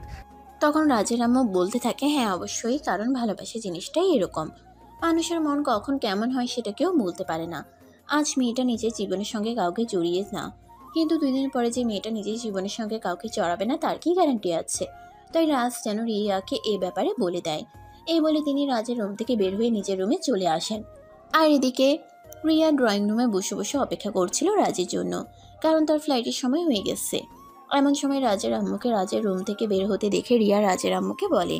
আন্টি, রাজ কোথায়? এখনো আসছে না কেন? আমার তো ফ্লাইটের সময় হয়ে গেছে, তা না হলে তো আবার ফ্লাইট মিস হয়ে যাবে। আর ফ্লাইট মিস হলে টিকিট পেতে আমাকে আরও 15 দিন সময় লেগে যাবে। তখন তো আমি বিশাল একটা ঝামেলায় পড়ে যাব। অত রেডি হয়ে আছে, এক্ষুনি আসছে, কোনো চিন্তা করো না, তুমি সময় মতো এয়ারপোর্ট পৌঁছে দিতে পারবে। কিছুক্ষণের মধ্যেই রাজ সেখানে চলে আসে। তারপরে রিয়াকে নিয়ে এসে এয়ারপোর্টের উদ্দেশ্যে রওনা দেয়। এয়ারপোর্টের ওয়েটিং রুমে বসে আছে রাজ আর রিয়া দুজনেই। রাজ তখনই রিয়ার হাত দুটো ধরে বলতে থাকে। রিয়া প্লিজ আর কটা দিন এখানে থেকে যাও। আরে, তুমি কি পাগল হয়ে গেছো নাকি? আমার ফ্লাইটের আর মাত্র 10 মিনিট সময় বাকি। এমন সময় কেউ এসব কথা বলে? রিয়া তোমার সঙ্গে কাটানো সময়গুলো আমি ভুলতে পারবো না। তোমার সঙ্গে কাটানো সময়গুলো আমার বারবার মনে পড়তেই থাকবে। আমি কিভাবে ভুলে থাকবো এই সময়গুলো সেটা আমাকে একটু বলে যাবে? শোনো পাগল ছেলের কথা, তোমার কথা কি আমার মনে পড়বে না? তুমি আমাকে কতটা সহযোগিতা করেছো, আমার সঙ্গে কতটা সময় কাটিয়েছো, আমারও তো এগুলো মনে পড়বে। তাই বলে কি আমাকে এখানে থেকে গেলে চলবে নাকি? আমার পড়াশোনা, কোরিয়ার সব কিছুই তো ওখানে পড়ে আছে। আমি পড়াশোনা শেষ করে তারপর তো বাংলাদেশে চলে আসব। তারপর না হয় তোমার সঙ্গে অনেক অনেক সময় কাটাবো। বলতে না বলতেই ফ্লাইটের সময় হয়ে গেল। মাইকে ঘোষণা করা হলো আর লন্ডনের সমস্ত যাত্রীকে বিমানে উঠে পড়ার জন্য। রিয়া তখন রাজের হাতটা ছেড়ে দিয়ে রাগেশ নিয়ে বিমানের দিকে পা বাড়ালো। এদিকে রাজ হা হয়ে তাকিয়ে আছে, সে যেন কথা বলার ভাষা হারিয়ে ফেলেছে। তার 2 চোখ দিয়ে টপ টপ করে জল পড়ছে, সে কোনো কথাই বলতে পারছে না, চুপচাপ কান্না করে চলেছে। দেখতে দেখতে রিয়া বিমানে উঠে গেল আর কিছুক্ষণের মধ্যেই বিমানটি আকাশে উড়াল দিল। রাজ তখন আকাশের দিকেই তাকিয়ে আছে, সে কোনো কিছু বলতেও পারছে না আর কোনো কিছু ভাবতেও পারছে না। তার যেন নিঃশ্বাস নিতেও কষ্ট হচ্ছে, তার এরকম মনে হচ্ছে দেহ থেকে আত্মাটা বের হয়ে চলে যাচ্ছে। দেখতে দেখতে সন্ধ্যা হয়ে আসলো। রাজ এখনো বাড়িতে যায়নি, এয়ারপোর্টেই রয়েছে। তখনই তার আম্মু তাকে ফোন করে। তার আম্মু তাকে ফোন করে বাড়িতে যাওয়ার জন্য বলে। বেশ কিছুক্ষণ পর সেই এয়ারপোর্ট থেকে বের হয়ে রওনা দেয়। বাড়িতে পৌঁছাতে পৌঁছাতে রাত আনুমানিক 8টার মতো বেজে গেল। তখনই তার আম্মু তাকে বলতে লাগে, এয়ারপোর্ট থেকে বাড়িতে আসতে এত দেরি হলো কেন? রিয়ার ফ্লাইট তো সকাল 11টায় ছিল, তাহলে এতক্ষণ রাজ কোথায় ছিল? তখনই রাজ বলতে থাকে। আম্মু আমি রিয়ার চলে যাওয়াটা সত্যি মেনে নিতে পারছি না। আমি তাকে সত্যি ভালোবেসে ফেলেছি। প্লিজ কিছু একটা করো, আমি রিয়াকে বিয়ে করতে চাই। মাথা ঠান্ডা করো, ঠান্ডা মাথায় চিন্তা ভাবনা করো, তারপর যা করার করবি। কিন্তু এভাবে হুটহাট করে কোনো কিছুই করা যাবে না। তাছাড়া রিয়া আমার বান্ধবীর মেয়ে, এসে এখানে একটা কাজে এসেছিল, তাই হুট করে তাকে কিছু বলা যাবে না। তারপর আরও বেশ কিছুক্ষণ কথা বলে রাজ তার রুমে চলে আসে। পরের দিন বিকালবেলা রাজ তার রুমে বসে বসে মোবাইল টিপাটিপি করছিল। তখনই রিয়ার ফোন থেকে একটা মেসেজ আসে। মেসেজটা দেখে রাজ চমকে উঠল, তার দেহে যেন আত্মা ফিরে আসলো। তখনই সেই সঙ্গে সঙ্গেই মেসেজটা সিন করলো। আজ দুপুরে এসে লন্ডন পৌঁছালাম। কেমন আছো? মেসেজটা দেখার সঙ্গে সঙ্গেই রাজ রিয়ার নাম্বারে ফোন দিল। রিয়ার সঙ্গে কথা বলার জন্য তার মনটা ছটফট করছিল। দুবার রিং হতে না হতে রিয়া ফোনটা রিসিভ করলো। আর তখনই রাজ বলতে লাগলো, এভাবে তুমি আমাকে ফেলে চলে যেতে পারলে তোমার একটু মায়া হলো না আমার জন্য? আরে তুমি এভাবে কেন বলছো?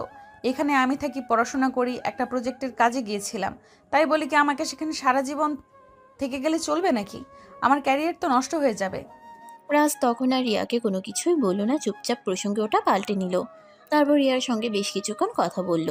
কথা বলা শেষ হলে ফোন রেখে দিয়ে তার আম্মুর কাছে গেল আর বলতে লাগলো, আম্মু, আমি কোনো কিছু জানি না আর জানতেও চাই না।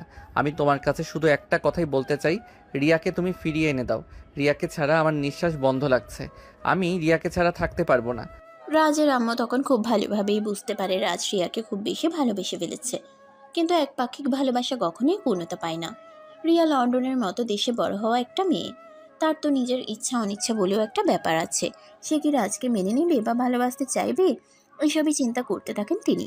পরক্ষণে আবার নিজের ছেলের কথা চিন্তাও করতে থাকেন। ছেলেটা তো ওনার ছেলে, কাউকে ভালোবেসে ফেলেছে, তাকে তো ছেলের জীবনে এনে দেওয়াটা তার কর্তব্য। তাই তিনি চিন্তা করতে থাকেন কিভাবে কি করা যায়, কিভাবে রিয়াকে রাজের জীবনে নিয়ে আসা যায়। এদিকে রিয়া চলে গেছে, প্রায় 1 সপ্তাহের মতো হয়ে গেছে। এদিকে রাজ পাগলের মতো হয়ে গেছে, তার কোনো কিছুই ভালো লাগছে না, সে কোনো কিছুই ভাবতে পারছে না। খাওয়া দাওয়া সবকিছু বাদ দিয়ে দিয়েছে, তার শুধু রিয়াকে চাই। নিজের ছেলের এমন পাগলামো দেখে একদম বেকায়দাতেই পড়ে গেছেন রাজের আম্মু। তিনি কি করবেন কিছুই বুঝতে পারছেন না। অপরদিকে রিয়ারও প্রায় সেম অবস্থা। সে লন্ডনে ফিরে এসেছে ঠিকই, কিন্তু নিজের পড়াশোনার ওপর কোনো মনোযোগ দিতে পারছে না। তার শুধু সারাক্ষণ রাজের কথা মনে পড়ছে, রাজের সঙ্গে কাটানো সময়গুলোর কথা মনে পড়ছে। সে অনেক চেষ্টা করার পরেও সব কিছু ভুলে থাকতে পারছে না। বারবার তার ওই কথাগুলো মনে পড়ছে, তাই সে মনে মনে ভাবল রাজের সঙ্গে একবার কথা বলে যাক, তাহলে হয়তো একটু ভালো লাগতে পারে। যেমন চিন্তা তেমনই কাজ। মোবাইলটা হাতে নিয়ে রাজের নাম্বারে ফোন দিল। রিং হতে না হতেই রাজ ফোনটা রিসিভ করলো। এটা দেখে রিয়া অনেকটাই অবাক হয়েই বলল, কি ব্যাপার? কল ঢুকতে না ঢুকতেই তুমি ফোনটা রিসিভ করলে? মনের টান থাকলে যা হয় আর কি। আমি ভাবছিলাম তোমাকে ফোন দেব, তখনই তুমি ফোন দিলে, তাই সঙ্গে সঙ্গে ফোনটা রিসিভ করলাম। কেমন আছো? এই তো আছি কোনো রকম। বাদ দাও, তোমার কথা বলো, তুমি কেমন আছো? এই তো আছি। তুমি এইভাবে কেন কথা বলছো? তোমার কিছু হয়েছে নাকি? রিয়া দেখো, আমি একদম মিথ্যা কথা বলতে পারি না, সত্যি। আমার তোমার কথা খুব মনে পড়ছে, তোমাকে খুব মিস করছি। রিয়া প্লিজ, তুমি আবার চলে এসো, এখানে আমি তোমাকে ছাড়া থাকতে পারছি না। কথাটা শুনে বেশ কিছুক্ষণ চুপ করে থাকে রিয়া। তারও মনের সেম অবস্থা, সেও তো রাজের সঙ্গে কথা বলার জন্য ছটফট ছটফট করছিল। সেও তো কোনোভাবেই রাজকে ভুলে থাকতে পারছে না, তাই সে কিভাবে কি বলবে সেটাই ভেবে পাচ্ছে না। বেশ কিছুক্ষণ সময় চিন্তা করার পর রিয়া বলতে লাগলো, রাজ, আমার মনে হয় আমরা দুজন দুজনকে ভালোবেসে ফেলেছি। সত্যি বলছো তুমি? হ্যাঁ রাজ, আমি একদম সত্য কথাই বলছি। এখানে প্রজেক্টের কাজ শেষ করে এসেছি ঠিকই, কিন্তু অন্য কোনো কাজে কোনোভাবেই মন বসাতে পারছি না। সব সময় শুধু তোমার কথাই মনে পড়ছে, বারবার শুধু তোমাকে নিয়ে চিন্তা হচ্ছে। তখন রাজ বন্দি থাকে এটাকেই হয়তো ভালোবাসা বলে। তারপর তারা দুজনে মিলে বেশ কিছুক্ষণ কথা বলে, আর তারপর দুজনে মিলে সিদ্ধান্ত নেয় তারা এই ব্যাপারে তাদের ফ্যামিলিকে জানাবে এবং ফ্যামিলির সঙ্গে কথা বলে এই ব্যাপারে ফাইনাল কোনো সিদ্ধান্ত নেবে। এই বলে তারা দুজনে কথা বলা শেষ করে তারপর রাজ তার আম্মু রুমে চলে যায়। আর তার আম্মু তখন বসে বসে টিভি দেখছিল। রাজ রুমে যেতেই তিনি টিভি বন্ধ করে রাজের দিকে তাকালেন। রাজকে আজ একটু খুশিই দেখাচ্ছে, এটা দেখে তিনি বলতে লাগলেন, কি ব্যাপার বাবা, তোকে আজ একটু খুশি খুশি লাগছে? কোনো খুশি খবর আছে নাকি? হ্যাঁ, আমি সত্যি আজ আমি অনেক খুশি। এই বলে রাজ তার আম্মুকে জড়িয়ে ধরে লাফাতে শুরু করলো। তার আনন্দ যেন আর ধরে না। তার এরকম আনন্দ দেখে তার আম্মু অনেক খুশি হলো, কারণ এতদিন পর নিজের ছেলেকে এভাবে আনন্দ করতে দেখছেন, এটা তো খুশি হওয়ারই কথা। তাই তিনি ছেলের এই আনন্দটাকে উপভোগ করতে লাগলেন। বেশ কিছুক্ষণ পর রাজ তার আম্মুকে বলতে লাগলো, আমি রিয়ার সঙ্গে কথা বলেছি, রিয়াও আমার সঙ্গে একমত। তার নাকি আমার মতোই ফিল হচ্ছে। সে বলছে সে ওটা কি আমার প্রেমে পড়ে গেছে। তুই সত্যি বলছিস তো? রাজের আম্মু রাজের কথা বিশ্বাস করতে চাইছিল না। তাই রাজ যখন রিয়ার সঙ্গে কথা বলছিল তখন ফোনের কল রেকর্ডিং সেভ করে রেখেছিল। তখনই রাজ তার আম্মুকে সেই কল রেকর্ডিং শোনালো। রাজের আম্মু কল রেকর্ডিং শুনে অনেক খুশি হলো এবং তিনি সিদ্ধান্ত নিলেন তিনি নিজেই রিয়ার আব্বু আম্মুর সঙ্গে এই ব্যাপারে কথা বলবেন। হাজার হলেও তারা তো মেয়ের মা বাবা, তারা তো আর নিজের থেকে এসে পাত্রপক্ষের সঙ্গে মেয়ের বিয়ের ব্যাপারে কথা বলতে পারে না। তাই তিনি পরের দিন রিয়ার আম্মুর কাছে ফোন দিলেন। অতঃপর সব কিছু খুলে বলেন।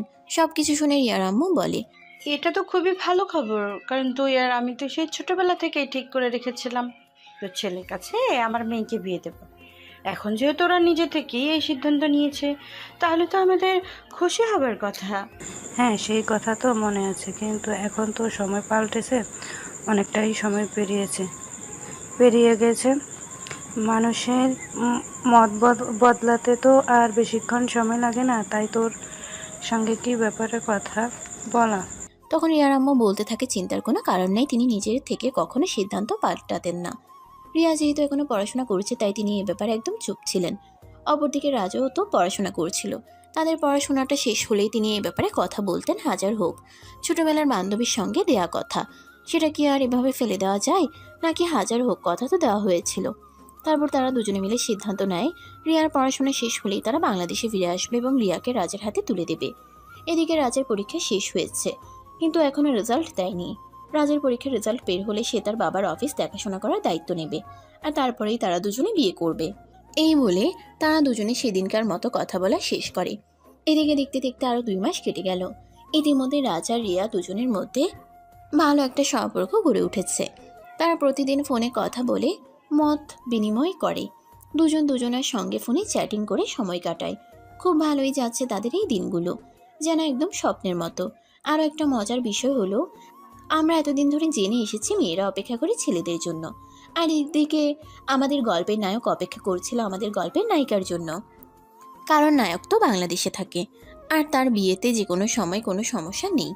সে যে কোনো সময় চাইলেই বিয়ে করতে পারে। কিন্তু নায়িকা তো দেশের বাইরে আছে, ডাক্তারি পড়াশোনা করছে।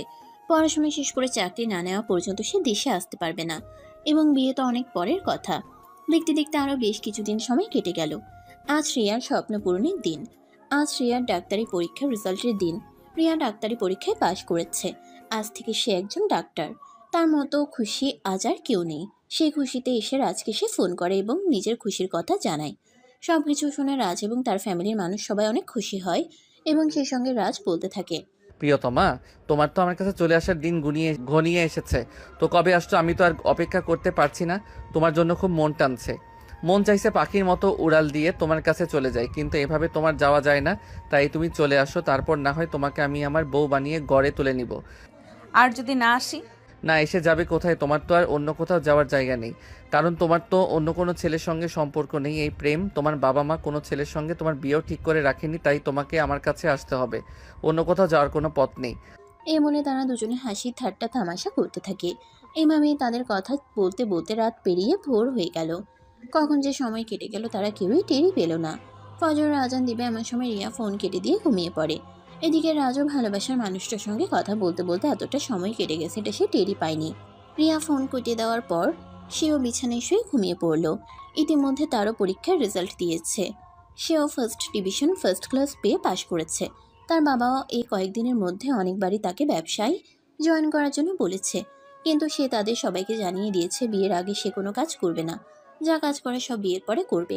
আগে সে রিয়াকে বিয়ে করুক, রিয়াকে আগে নিজের করে পাক, বউয়ের সঙ্গে একটু ভালো সময় কাটাবে, তারপর না কাজ নিয়ে চিন্তা করবে। এর আগে যদি কাজে ঢুকে পড়ে তখন তো আর বউকে সময় দিতে পারবে না। সারাক্ষণ শুধু কাজ কাজ আর কাজের মধ্যেই ডুবে থাকতে হবে। দেখতে দেখতে কেটে গেল আরও 1 সপ্তাহ। রিয়ার তারপরও ফ্যামিলি সহ বাংলাদেশে আসার জন্য প্রস্তুত। তাই তো রিয়া রাজকে ফোন দিল আর বলতে লাগলো তারা পরের দিনই বাংলাদেশে আসছে। এই কথা শুনে রাজ অনেক বেশি খুশি হলো। সে সেদিনও দৌড়ে গিয়ে তার আম্মুকে জড়িয়ে ধরে বলতে লাগে, আম্মু, আজ আমার কি খুশি লাগছে সেটা তোমাকে আমি বলে বোঝাতে পারবো না। রিয়া তার ফ্যামিলি সহ আগামীকালকে বাংলাদেশে ফিরে আসছে এবং খুব শীঘ্রই আমার বউ হতে চলেছে। এতটা ডাকডুল পিটাতে হবে না। রিয়ার আম্মুর সঙ্গে গতকালকে আমার কথা হয়েছে, আমি সব কিছু শুনেছি। জানো আম্মু, আজ আমার কি খুশি লাগছে সেটা আমি তোমাকে বলে বোঝাতে পারবো না। রিয়াকে ছাড়া এতদিন সময়গুলো আমার কিভাবে খেতে চাই সেটা আল্লাহ ভালো জানে। কি যে কষ্ট হয়েছে আমার সেটা আমি কাউকেই বলে বোঝাতে পারবো না। হয়েছে, আমাদেরকে বোঝাতে হবে না। তুমি তোমার রিয়াকে বুঝিয়ে দিও, তাহলেই হবে। সে যদি তোমাকে বুঝতে পারে তাহলে সেটাই হবে আমাদের জন্য সবচাইতে বড় পাওয়া। এরপর মা ছেলে বসে বসে প্ল্যান করতে থাকে বিয়েতে কি কি করবে, কি কি কেনাকাটা করবে আর কি কি আয়োজন করবে। এভাবে দেখতে দেখতে কখন যে রাত পেরিয়ে সকাল হয়ে গেল সেটা তারা কেউই টেরই পেল না। সকালবেলা তাড়াতাড়ি করে ঘুম থেকে উঠে রাজ আর তারপর তার আম্মুকে ঘুম থেকে ডেকে তুলে আর বলতে থাকে তার আম্মু এখনো কেন নাক ডেকে ঘুমাচ্ছে। আজ তার রিয়ার দেশে আসার কথা, সেটা উনি ভুলে গেছেন কেন? উনি সকালবেলা ঘুম থেকে উঠে রিয়ার জন্য তার পছন্দের খাবারগুলো রান্না করছেন। না, রিয়া তো তার আম্মুর হাতের রান্না খাবার অনেক পছন্দ করে। তখন তার আম্মু বলতে থাকে রিয়া ঢাকায় এসে পৌঁছাতে বিকেল 3টার মতো বেজে যাবে, আর বাসায় আসতে আসতে প্রায় বিকেল 4টা। তাহলে এত সকাল সকাল রান্না করার কি আছে? এত আগে রান্না করে রাখলে সমস্ত খাবার ঠান্ডা হয়ে যাবে। তখন রাজ বলতে থাকে এত হেয়ালি করলে তো সময় কোন দিক দিয়ে বেরিয়ে যাবে সেটা টেরই পাওয়া যাবে না। তাই তার আম্মুকে সে এখনই রান্নার প্রস্তুতি নিতে বলে। তার আম্মু ছেলের পাগলামোর কাছে হার মেনে কোনো উপায়ান্ত না পেয়ে চলে গেল রান্নাঘরে। আর তারপর নিজের হাতে হবু পুত্রবধূর জন্য তার পছন্দের অনেক রকম খাবার রান্না করলো। এদিকে রাজের সময় যেন আর কাটতে চাইছে না। সে বারবার রিয়াকে ফোন করছে আর কোন পর্যন্ত এসেছে সেসব ব্যাপারে জানতে চায়। এদিকে ফোন রিসিভ করতে করতে রিয়া একদম বিরক্ত হয়ে গেছে, কারণ একটা মানুষ কতটা পাগল হলে 5 মিনিট পর পর ফোন দিয়ে জানতে চায় তারা কোথায় আছে। রিয়া অনেকটা বিরক্ত হয়ে রাজকে বলতে থাকে, রাজ, আমরা 2 মিনিটের রাস্তা আসছি না যে তাড়াতাড়ি চলে আসতে পারবো। আমরা অনেকটা রাস্তা আসছি। লন্ডন থেকে বাংলাদেশে মোটেও কিন্তু সহজ পথ নয়। তাই তুমি এইভাবে বারবার ফোন করো না। আমার সাথে ফ্যামিলির মানুষ আছে, তাদের সামনে তোমার সাথে কথা বলতে পারি। তারা মনে মনে কি ভাবছে সেটা একবার ভেবে দেখেছো? তোমাকে ছাড়া আমার সময় কাটছেই না, তাহলে আমি কি করব বলো? আমার 2 মিনিট সময় 2 বছরের মতো লাগছে, আর কে কি মনে করলো না করলো তাতে আমার কিছু যায় আসে না। আমি আমার হবু বউয়ের সঙ্গে কথা বলছি, এতে কারোর কিছু মনে করার কি বা আছে? অপরদিকে রিয়া অনেকটা বিরক্ত হয়ে ফোনটা কেটে দিল। তার বাবা মা তার সঙ্গে আছে, বাবা মায়ের সামনে এভাবে হবু হাজবেন্ডের সঙ্গে কথা বলা যায় নাকি? বিকেল 3টা বাজতে না বাজতেই রাজ এয়ারপোর্টে চলে গেল। অপেক্ষা করছে কখন রিয়া বাংলাদেশে এসে পৌঁছাবে। এদিকে সেদিন আবহাওয়াগত একটু সমস্যা থাকার কারণে প্লেন ঢাকা এয়ারপোর্টে অবতরণ করতে প্রায় বিকেল 4:30টার মতো বেজে গেল। এয়ারপোর্ট থেকে বের হতে দেখেই রাজ দৌড়ে গিয়ে রিয়াকে জড়িয়ে ধরল। রিয়া এমন অবস্থায় অনেকটাই লজ্জায় পড়ে গেল, কারণ পিছনে ছিল তার বাবা মা। বাবা মায়ের সামনে যে ছেলেটার সঙ্গে এখনো বিয়ে হয়নি সেই ছেলেটা এভাবে জড়িয়ে ধরেছে, এতে অনেকটাই অপ্রস্তুত অবস্থায় পড়ে গেছে রিয়া। সে তখন রাজকে বলতে থাকে তাকে ছেড়ে দেওয়ার জন্য, কিন্তু কোনোভাবেই ছাড়বে না। সে যেন আকাশের চাঁদ হাতে পেয়েছে, ছেড়ে দিলেই যেন চলে যাবে এরকম একটা অবস্থা। তাই রিয়া বলতে থাকে তাকে, এই পাগল ছেলে, আমি এখানে সারা জীবনের জন্য চলে এসেছি, আর কখনোই কোথাও যাব না। প্লিজ তুমি আমাকে ছেড়ে দাও। বাবা মা এখানে আছে, তারা কি মনে করবে ভেবে দেখেছো একবারও? আমি আমার হবু বউকে জড়িয়ে ধরেছি, এতে সমস্যা কি আছে? আমি তো আর রাস্তা থেকে মেয়ে ধরে এনে তাদেরকে জড়িয়ে ধরিনি। এই বলে 5 মিনিট ধরে হাত করার পর রাজ রিয়াকে ছেড়ে দেয়। তারপর রিয়ার বাবা মার সঙ্গে সালাম দিয়ে কুশলাদি বিনিময় করে তাদেরকে নিয়ে বাসায় চলে আসে। অপরদিকে রান্না বান্না সবকিছু শেষ করে খাবার টেবিলে সাজিয়ে রেখে অপেক্ষা করছিলেন রাজের আম্মু। তাদেরকে দেখা মাত্রই রাজের আম্মু তাদের সঙ্গে কুশল বিনিময় করলো এবং তাদের বিশ্রাম নিতে বলল। বেশ কিছুক্ষণ বিশ্রাম নেওয়ার পর রাজের আম্মু তাদেরকে নিয়ে খাবার টেবিলে চলে আসলো। তিনি আজ রিয়ার পছন্দের সমস্ত খাবার রান্না করেছেন। এটা দেখে রিয়া অনেক বেশি খুশি হয়েছে, কারণ দেশের বাইরে থাকাকালীন সময়ে বাংলাদেশের খাবার সে খুব বেশি মিস করত, কিন্তু সেখানে বাংলাদেশি খাবার সেরকম একটা সুযোগ সুবিধা ছিল না। তাছাড়া সে যেহেতু একজন ডাক্তার, তাই তাকে স্বাস্থ্যের প্রতি একটু বিশেষ মনোযোগী হতে হতো। তাই সে চাইলেও সবসময় সব রকম খাবার খেতে পারতো না, তাকে ডায়েট মেনটেন করতে হতো। তাছাড়া ওই দেশের নিয়মটাই এরকম, সবাইকে স্লিম দেখাতে হবে। রিয়া নিজের পছন্দের সব খাবার দেখতে পেয়ে কোনটা রেখে কোনটা খাবে সেটাই ভেবে পাচ্ছে না। সে একটার পর একটা খাবার নিয়ে গপ গপ করে খেয়ে চলে যায়। আশেপাশে কে কী বললো না বললো তার তাতে কিছুই যায় আসে না। এমনভাবেই খাবার খাচ্ছে যেন সে বিগত 1 সপ্তাহ ধরে কোনো খাবারই খায়নি। তখনই রাজার আম্মু পাশ থেকে বলতে থাকে, রিয়া মামুনি, সবগুলো খাবার আমি নিজ হাতে তোমার জন্য রান্না করেছি, তাই এত তাড়াহুড়া করে খাওয়ার কোনো কারণ নেই। তাড়াহুড়া করে খাবার খেলে খাবার গলায় আটকে যেতে পারে। তুমি আস্তে আস্তে খাবার খাও। নিজের হবু শাশুড়ি মায়ের মুখ থেকে এই কথাটা শুনে রিয়া অনেকটাই লজ্জায় পড়ে গেল। আসলে সে অনেক তাড়াহুড়ো করে খাবার খাচ্ছিল। মনে হচ্ছিল সে বিগত সপ্তাহ খানিক ধরে কোনো কিছু খায়নি। তাই সে তখন নিজেকে কন্ট্রোল করে আস্তে আস্তে খাবার খেতে লাগলো। খাওয়া দাওয়া শেষ হলে সবাই মিলে ড্রয়িং রুমে বসে গল্প করতে লাগলো। এদিকে রাজ রিয়ার সঙ্গে কখন কথা বলবে সেই চিন্তায় মগ্ন। তাই সে বারবার রিয়ার মোবাইলে ফোন দিতে থাকে। রিয়া ফোন দেয়, কেউ ফোন কেটে দেয়। তখনই রাজ রিয়াকে একটা মেসেজ দেয়। এই মেয়ে বড়রা এখানে গল্প করছে, করুক না। তুমি এখানে বসে বসে কি করছো? ছাদে আসো, তোমার সঙ্গে কথা আছে।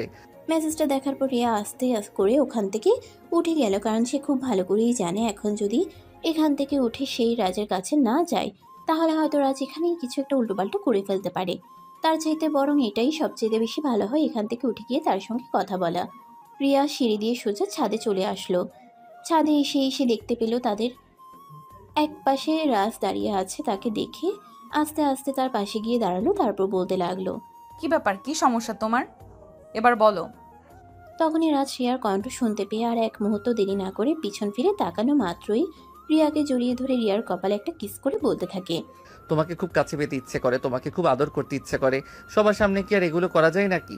কিন্তু তুমি তো ওখানেই বসেছিলে, তুমি এমন কেন বলো তো? আমি যা করেছি একদম ঠিক করেছি। তুমি ভুল, আমাদের এখনো বিয়ে শাদী কিছুই হয়নি। আমাদের কি এসব করা একদমই ঠিক হচ্ছে? তুমি একটু বেশি বাড়াবাড়ি করে ফেলছো। এসব বন্ধ করো। আমি তো পালিয়ে যাচ্ছি না, সারা জীবনের জন্য তোমার হব বলেই তো আমি এখানে এসেছি। এই বলে রিয়া নিজেকে রাজের থেকে ছাড়িয়ে নিয়ে একটু দূরে সরে দাঁড়ায়, আর তারপরে আবার বলতে থাকে, দেখো বাড়িতে ফ্যামিলির সবাই আছে, আমরা এখানে এভাবে আলাদাভাবে কথা বলছি, এটা দেখলে তারা কি ভাববে? তখনই রাজ আবার রিয়ার হাত ধরে টান দিয়ে নিজের বুকের সঙ্গে মিশিয়ে নিয়ে বলতে থাকে, ফ্যামিলির বড়রা সবাই নিজেদের মধ্যে কথা বলে ব্যস্ত আছে, তাই এদিকে কেউ আসবে না। তারা এখানে কথা বলছে, এটা নিয়েও কারোর কোনো মাথা ব্যথা থাকবে না। এই বলে তারা দুজনেই সেখানে বসে বসে গল্প করতে থাকে। এদিকে দেখতে দেখতে সন্ধ্যা ঘুরিয়ে রাত চলে আসছিল, তাই তারা নিজেদের রুমে চলে আসে। এদিকে ফ্যামিলির সবাই মিলে সিদ্ধান্ত নিয়েছে দুদিনের মধ্যে রাজ এবং রিয়ার বিয়ের কাজ সম্পন্ন করবে। যেহেতু আগে থেকে কথাবার্তা বলা ছিল, তাই তারা পূর্ব প্রস্তুতি নিয়ে রেখেছিল, শুধু বিয়ের কেনাকাটা করাটাই বাকি। তাই তারা সবাই মিলে সিদ্ধান্ত নিল আগামীকালকেই তারা বিয়ের শপিং করার জন্য বের হবে। পরের দিন সকাল 10টার দিকে সবাই ঘুম থেকে উঠে নাস্তা করে রেডি হয়ে নিল শপিংয়ে যাওয়ার জন্য। এদিকে রিয়া তখনও ঘুমোচ্ছে। অনেকদিন পর তার একটা ভালো ঘুম হয়েছে, কারণ এতদিন ধরে পড়াশোনার প্রেশারের জন্য ঠিকমতো ঘুমাতে পারেনি। তার উপর পরীক্ষা শেষ হওয়ার পর রেজাল্টের চিন্তা। এখন তো আর কোনো চিন্তা ভাবনা নেই, তাই সে আজ নিশ্চিন্তে ঘুমিয়েছিল।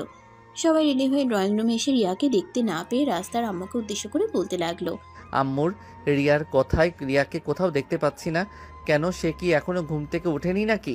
সেটা তো আমি জানি না, আমি এখনো রিয়াকে ডাকতে যাইনি। সকালবেলা আমরা যখন নাস্তা করেছিলাম তখন তো তোরা দুজন এই নাস্তার টেবিলে আসিসনি। আমি তো ভেবেছি তোরা দুজন একসঙ্গে ঘুম থেকে উঠে তারপরে নাস্তা করবি, তাই আমি তোদেরকে আর ডাকতে যাইনি। রাস্তার আম্মুর এই কথা শুনে সেখানে আর এক মুহূর্তও দেরি না করে সোজা রিয়ার রুমে চলে গেল। রুমে গিয়ে দেখতে পেল দরজা এখনো ভিতর থেকে বন্ধ, তার মানে রিয়া এখনো ঘুমোচ্ছে। তাই রাজ রুমের দরজায় নক করতে থাকে। বেশ কিছুক্ষণ নক করার পর রিয়া ঘুম ঘুম চোখে রুমের দরজা খুলে বলতে থাকে। কি ব্যাপার, কি হয়েছে? এত সকাল সকাল রুমের দরজায় নক করছো কেন? তখনই রাজ বলতে থাকে আজ তাদের বিয়ে শপিং করতে যাওয়ার কথা। এই কথা রিয়া ভুলে গেল কি করে? এই কথা শুনে রিয়া তাড়াতাড়ি করে আলমারি থেকে নিজের পোশাক বের করে ওয়াশরুমে ঢুকে গেল। তারপর ফ্রেশ হয়ে এসে রেডি হয়ে নিচে চলে গেল। তারপর সবাই মিলে রওনা দিল শপিং মলের উদ্দেশ্যে। সারাদিন শপিং করে রাত 10টার দিকে সবাই মিলে বাসায় আসে। তারপর রাতের খাবার খেয়ে ঘুমিয়ে পড়ে। এর পরের দিন ছিল তাদের দুজনের হলুদ সন্ধ্যা। হলুদের অনুষ্ঠান মোটামুটি ভালোভাবেই শেষ হলো। অনুষ্ঠান শেষ হতেই রিয়া নিজের রুমে চলে আসে ড্রেস চেঞ্জ করে একটু বিশ্রাম নিতে যাবে। সারাদিনে যা ধকল গেছে তাই রিয়া অনেকটাই ক্লান্ত হয়ে পড়েছে। তখনই রাজ তার রুমে ঢুকে আর দরজাটা বন্ধ করে দেয়। এটা দেখে রিয়া বলতে থাকে, কি ব্যাপার, কি হয়েছে? আমি তো কিছুই বুঝতে পারছি না। তুমি এভাবে রুমের দরজা কেন বন্ধ করছো? বাড়িতে এত মেহমান আছে, তা তারা দেখলে কি বলবে? কেউ দেখবে না, সবাই নিচে আছে। এদিকে মনোযোগ দেওয়ার সময় কারণ নেই, কারণ বউটাকে ছাড়া থাকতে পারি না তো। আমি কি করব বলো? তাই তো বারবার তোমার কাছে ছুটে চলে আসি। আরে বাবা, এই তো একটা দিনের ব্যাপার, কাল থেকে তো আমি পুরোপুরি তোমার হয়ে যাচ্ছি। তাহলে সমস্যা কোথায়? এখন চুপচাপ এখান থেকে চলে যাও। এই বলে রিয়া রাজকে রুম থেকে বের করে দিল। রাজ তখন আর কোনো উপায় না পেয়ে সেখান থেকে চলে গেল। এদিকে পরের দিন খুব ধুমধামের সঙ্গে তাদের বিয়ের অনুষ্ঠান শেষ হলো। রাত 11টা বাজে। সবাই খাওয়া দাওয়া করে নিজেদের রুমে চলে গেছে। এদিকে রিয়া রুমের ভিতরে বসে বসে অপেক্ষা করছে রাজের জন্য। অপরদিকে রাজের বিয়ের দাওয়াত পেয়ে রাজের বন্ধুগুলা চলে এসেছিল। তারা রাজের সঙ্গে ছাদে বসে আড্ডা দিচ্ছিল। তারা কোনোভাবেই রাজকে ছাড়তে চাইছিল না। রাজ তখন তার বন্ধুদেরকে বলতে থাকে, আরে ভাই, তোরা আমার সঙ্গে এরকম কেন করছিস? আমার বউটা ভাসর করে বসে বসে আমার জন্য অপেক্ষা করছে। প্লিজ তোরা আমাকে যেতে দে। এখন কেন আমাদের ছেড়ে বউয়ের কাছে চলে যেতে চাইছিস? তখন তো খুব বড় বড় কথা বলছিলি, এই মেয়ের সঙ্গে তোর কিছুই না। আর এখন তুই আমাদেরকে না জানিয়েই এই মেয়েকে বিয়ে করে নিলি। এটা কিন্তু আমরা একদম মেনে নিতে পারছি না। ভাই প্লিজ, আমি তাদের দুইটা পায়ে ধরি, প্লিজ আমাকে আমার বউটার কাছে যেতে দিয়ে। বউটা আমার একা একা বসে আছে। আমাদের সঙ্গে তুই মিথ্যা কথা বলবি আর আমরা তোকে তোর বউয়ের সঙ্গে সময় কাটাতে যাব? এটা কোনোভাবে হতেই পারে না। আজ সারা রাত তুই এখানেই থাকবি, আর আমাদের সঙ্গেই সময় কাটাবি। এই কথা শুনে রাজের একদম কান্না করে দেওয়ার মতো অবস্থা। তার বন্ধুদেরকে অনেক রিকোয়েস্ট করতে থাকে আর তাকে ছেড়ে দেওয়ার জন্য বলতে থাকে। এই অবস্থা থেকে তার বন্ধুরা তো একদম হেসেই কুটি কুটি খেতে থাকে আর কি করবে সেটা ভাবতে থাকে। এদিকে রাজ মনে মনে চিন্তা করছে কিভাবে এখান থেকে ছুটে পালাবে আর কিভাবে রিয়ার কাছে চলে যাবে। অনেক চিন্তা ভাবনার পর সে হঠাৎ করে তার বন্ধুদেরকে বলতে লাগে সে তার বন্ধুদের জন্য স্পেশাল একটা সারপ্রাইজ গিফট এনে রেখেছে। এটা শুনে তার বন্ধুরা তাকে বলল তাদের সারপ্রাইজ গিফট নিয়ে আসতে। এই সুযোগে রাজ সেখান থেকে উঠে দিল এক দৌড়, একদম নিজের রুমে এসে দরজাটা বন্ধ করে হাঁপাতে লাগলো। এটা দেখে রিয়া খাট থেকে নেমে এসে রাজকে বলতে লাগলো, কি ব্যাপার, কি হয়েছে? তুমি এভাবে হাঁপাচ্ছ কেন? তোমাকে দেখে মনে হচ্ছে কুকুরের দৌড়ানি এসেছে। না বউ, কুকুর নয়, এর চাইতে বড় কিছু দৌড়ানি খেয়ে তারপরে এখানে এসেছি। মানে কি বলছো? আমি তো কিছুই বুঝতে পারছি না। মানে আসলে আমার বন্ধুরা এসেছে, ওদের সঙ্গে গল্প করছিলাম। তারপর ওরা আমাকে কোনোভাবেই এখানে আসতে দিচ্ছিল না, ওরা আমাকে আটকে রেখেছিল। ওদেরকে মিথ্যে কথা বলে কোনো রকমে এখানে পালিয়ে এসেছি। রাজের এই কথা শুনে রিয়া তো হাসতে হাসতে শেষ। রিয়া হাসতে হাসতে একদম মাটিতে বসে পড়েছে, তার একদম পেট ব্যথা করছে। তখন রিয়া রাজকে উদ্দেশ্য করে বলতে লাগলো, জীবনে কত মানুষ দেখেছি, তোমার মতো মানুষ আমি একটাও দেখিনি, সত্যি বলছি। আরে তুমি হাসছো কেন? দীর্ঘ 24 বছর অপেক্ষা করার পর এই সবেমাত্র বিয়ে করলাম, এখন কি আর বউ ফেলে দূরে থাকা যায় নাকি? আচ্ছা ঠিক আছে, এখন এসব কথা বাদ দাও। এই কথা বলতেই রাজ মাথার পাগড়িটা ওয়ার্ড্রপের উপর রেখে রিয়ার দিকে এগিয়ে আসছিল। তাকে দেখে মনে হচ্ছিল তার দুই চোখে নেশা ভর করেছে। রাজের এমন অবস্থা দেখে রিয়া পিছাতে শুরু করে, কিন্তু পিছিয়ে আর যাবে কোথায়। একটা সময় ঘাটের সঙ্গে ধাক্কা লেগে খাটের উপরে পড়ে গেল। তখনই রাজ তার উপর আধশোয়া হয়ে রিয়ার নাকের সঙ্গে নিজের নাক ঘষতে লাগলো। এভাবেই চলতে লাগলো কিছুক্ষণ সময়। ইতিমধ্যে রিয়ার ঠোঁট দুটো তার দখলে চলে গেছে। রিয়া দুই ঠোঁট নিজের দখলে নিয়ে ইচ্ছে মতো চুমু খেতে লাগলো রাজ। এদিকে তখনই তার হাতটা কিভাবে যেন রিয়ার পেটের দিকে চলে গেল। সে রিয়ার পেটে খামচি দিয়ে ধরতেই রিয়া একটু কেঁপে উঠে আর বলতে লাগে, এ কি করছো তুমি? তুমি এইভাবে আমার পেটের মধ্যে খামচি দিলে কেন? আমি তো তোমাকে নিজের কাছে টেনে নেওয়ার চেষ্টা করছি মাত্র, জানোই তো এত বছর অপেক্ষার পর তোমাকে পেলাম, এখন কি আর বাধা শুনতে ইচ্ছে করছে? এই বলে রাজ আবারও রিয়ার ঠোঁটে ঠোঁট ডুবিয়ে দিল আর ইচ্ছে মতো কিস করতে লাগলো। এভাবেই চলে গেল বেশ কিছুক্ষণ সময়। ইতিমধ্যে দুজনেই উত্তেজনার চরম পর্যায়ে চলে গেছে। রিয়া অনেক জোরে জোরে নিঃশ্বাস নিচ্ছিল। এটা দেখে রাজ বলতে থাকে, কি হলো, তুমি এভাবে এত জোরে জোরে নিঃশ্বাস নিচ্ছ কেন? তোমার কি কষ্ট হচ্ছে নাকি? জানি না, আমি কিছু বলতে পারছি না, তবে আমার কেমন যেন একটা অন্যরকম অনুভূতি হচ্ছে। বুঝতে পেরেছি, প্রথমবার তো তাই। এই বলে রাজ রিয়াকে নিজের আরো কাছে টেনে নিল আর দুজনেই ভালোবাসার মহাসমুদ্রে ডুবে গেল। তাদের ভালোবাসার আদান প্রদান পর্ব শেষ হলে দুজনে মিলে ফ্রেশ হয়ে এসে ঘুমিয়ে পড়ল। সকালবেলা ঘুম থেকে উঠে রিয়া রান্নাঘরে চলে গেল, সবার জন্য চা নাস্তার ব্যবস্থা করলো। রিয়া সবার জন্য খাবার সাজিয়ে টেবিলে এসেছে, তখনই সবাই ঘুম থেকে উঠে নাস্তার টেবিলে আসে। রিয়াকে রান্নাঘরে দেখে রাজের আম্মু কিছুটা চমকে গিয়ে বলতে থাকে, কি ব্যাপার বৌমা, তুমি এত সকাল সকাল রান্না করে আসতে গেলে কেন? তাছাড়া তোমাকে রান্না করার কথা এবার কে বলেছে? আমি তো ঘুম থেকে উঠে সবার জন্য রান্না করেই নিতাম। আম্মু, এবার থেকে আপনাকে কোনো কাজ করতে হবে না, আমি এবারের বউ, এবারের সবার জন্য খাবার রান্না করা আমার দায়িত্ব। তাই এখন থেকে বাড়ির প্রত্যেকটা মানুষের জন্য আমি নিজের হাতে খাবার তৈরি করব। কিন্তু বৌমা, এই যে এত কষ্ট করে লেখাপড়া শিখে ডাক্তারি চাকরি নিয়েছো, সেটার কি হবে? ওসব নিয়ে আপনাকে কোনো চিন্তা করতে হবে না আম্মু।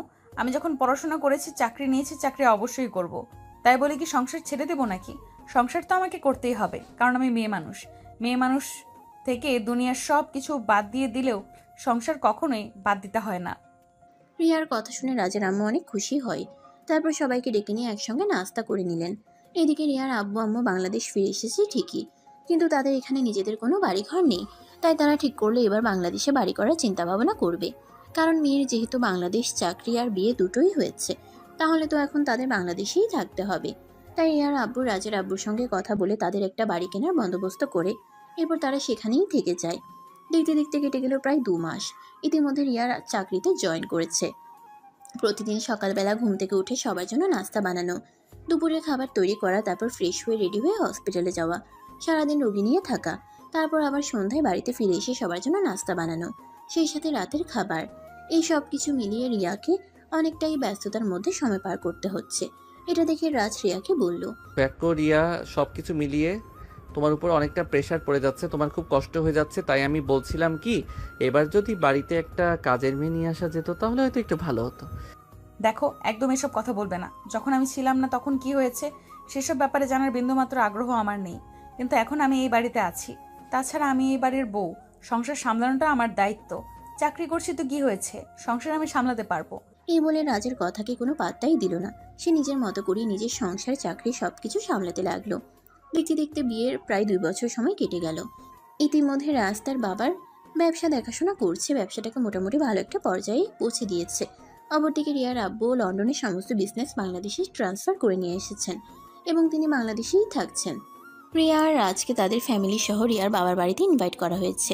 রিয়ার জন্মদিন উপলক্ষে রিয়ার বাবা একটা ছোটখাটো পার্টির আয়োজন করেছে। সেখানে সারাদিন সবাই অনেক আনন্দ উল্লাস করেছে।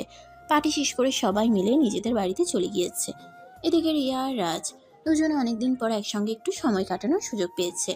কারণ সংসার আর ডিউটি সামলে রাজের সঙ্গে সময় কাটানোর খুব একটা সময় পেত না। অপরদিকে রাজও অফিস নিয়ে খুব বেশি ব্যস্ত থাকতো, কারণ তাকে পুরো ব্যবসাটা একাই হ্যান্ডেল করতে হতো। তাই সেও রিয়ার কাছাকাছি থাকার খুব একটা সময় পেত না। রাত 11টা বাজে। রিয়া আর রাজ নিজেদের রুমে শুয়ে আছে। রিয়া মনে মনে কিছু একটা নিয়ে চিন্তা করছিল আর উপরে ঘুরন্ত ফ্যানটার দিকে তাকিয়েছিল। তখনই রাজ রিয়ার হাতটা ধরে নিজের কাছে টেনে নেয় আর বলতে থাকে, কি ব্যাপার, আমার বউটাকে দেখছি কোনো একটা বিষয় নিয়ে খুব চিন্তিত। আরে না, সেরকম কোনো ব্যাপার নয়, এমনি। এই বলে রিয়া বিষয়টাকে সম্পূর্ণ এড়িয়ে যেতে চাইল, কিন্তু রাজ তো আর ছেড়ে দেওয়ার মতো পাত্র নয়।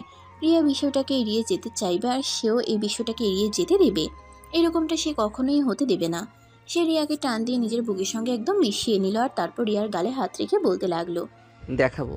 আমি খুব ভালোভাবেই বুঝতে পেরেছি তুমি কিছু একটা নিয়ে চিন্তা করছো, কিন্তু সেটা আমার সঙ্গে বলতে চাইছো না। বলো তো কি হয়েছে তোমার, একদম আমার কাছে লুকাবে না কিছু।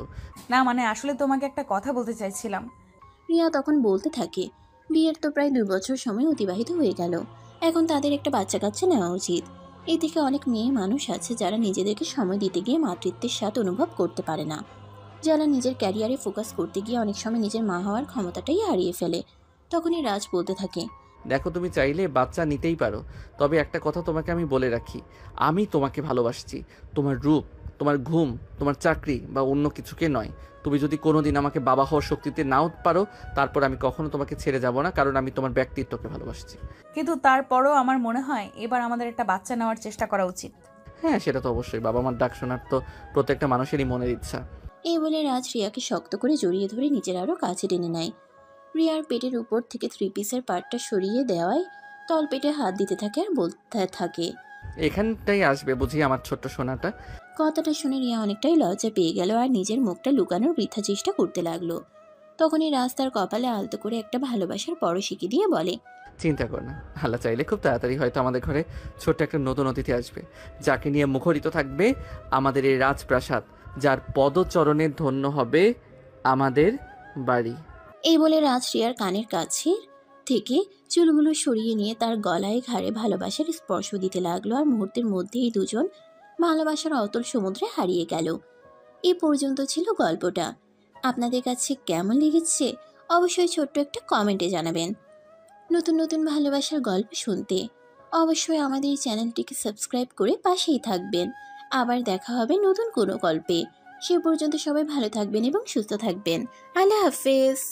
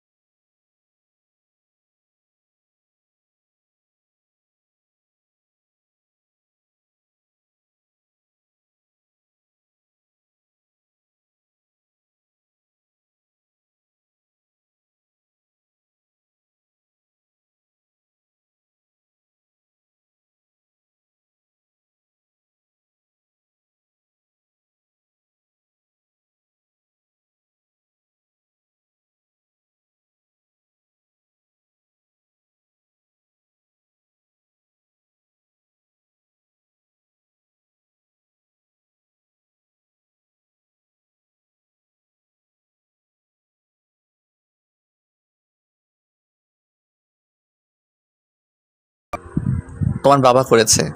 তাহলে আমার মন নিয়ে কেন খেলা করলে? কেন ভালোবাসতে শেখালে? আমি তোমার মন নিয়ে খেলতে চাইনি, আমি শুধু তোমার বাবার কাছে প্রতিশোধ নিতে চাইছিলাম। কিসের প্রতিশোধ? বেইমানির প্রতিশোধ। মানে? মানে জানতে হলে অনেক বড় কাহিনী জানতে হবে।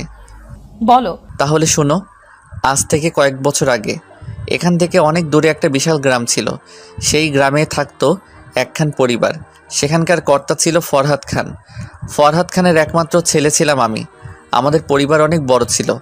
দাদা দাদি, চাচা চাচি, বাবা মা, ফুফু ফুফা সবাই থাকতো। আমরা অনেক শান্তিতে থাকতাম। আমার বাবা মানে ফরহাদ খান এলাকার মন্ত্রী ছিল। সবাই তাকে খুব ভালোবাসতো আর সম্মানও করতো। আমার বাবা সবসময় গ্রামের লোকদের কথা ভাবতো, তাদের সুখে তিনি সুখী হতেন। ছোট বড় সবাই তাকে এক নামে চিনত। গ্রামে কোনো ঝামেলা হলে আমার বাবার কাছে আসতো। বাবা সঠিক বিচার করে দিত, এতে সবাই খুশি হতো। আমাদের বাসায় বাবার মুখে মুখে কথা কেউ বলতে পারতো না, শুধু আমার চাচাতো বোন ছাড়া। আমার চাচার একমাত্র মেয়ে, তার নাম মিলি। বয়স খুব কম, 8 থেকে 10 হবে। বাবা মিলিকে খুব ভালোবাসতো, নিজের মেয়ের মতো আদর করে তাকে মা বলে ডাকতো। তাছাড়া সবাই বাবাকে খুব ভয় পেত।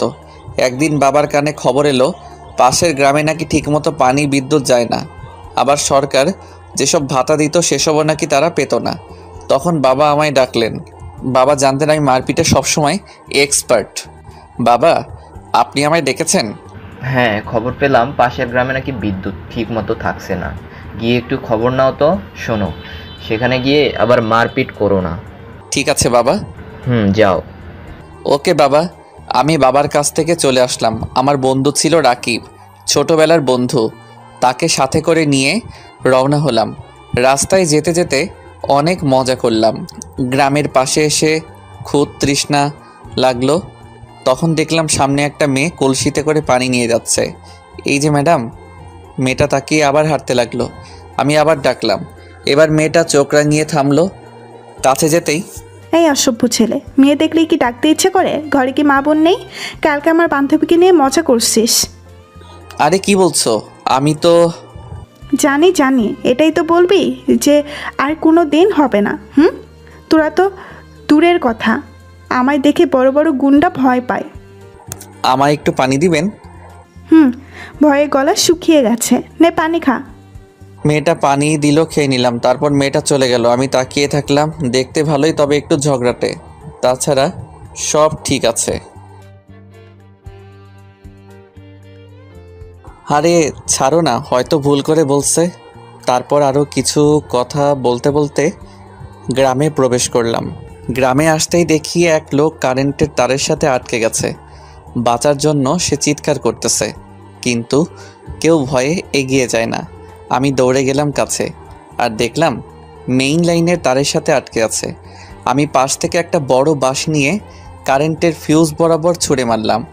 সাথে সাথে ফিউজ পড়ে গেল, আর লাইন যাওয়ার সঙ্গে সঙ্গে মানুষটা পাটিতে গলে পড়ে গেল। আমি ডাক্তারকে ডাকতে বললাম। ডাক্তার এসে বলল কিছুক্ষণ পর তার শরীর থেকে কারেন্ট যাবার পর তার গায়ে হাত দেওয়া যাবে। কিছুক্ষণের মধ্যে সবাই সেখানে জড়ো হয়ে গেল, আর আমায় বলল এটা নাকি তাদের গ্রামে হয়েই থাকে। অনেক মানুষ নাকি মরছে, ঠিক মতো কারেন্ট থাকে না, তাই নাকি এসব তারও ঠিক নেই। আমি জানতে চাই এখানকার চেয়ারম্যানকে। তখন তারা নাম বলে সাদেক আহমেদ। তারা জানতে চাইল আমি কে। তখন আমার পরিচয় দিলাম। আমি ফরহাদ খানের একমাত্র ছেলে শাকিল খান। তারপর আমরা দুজন সোজা চেয়ারম্যানের বাসার দিকে রওনা হলাম।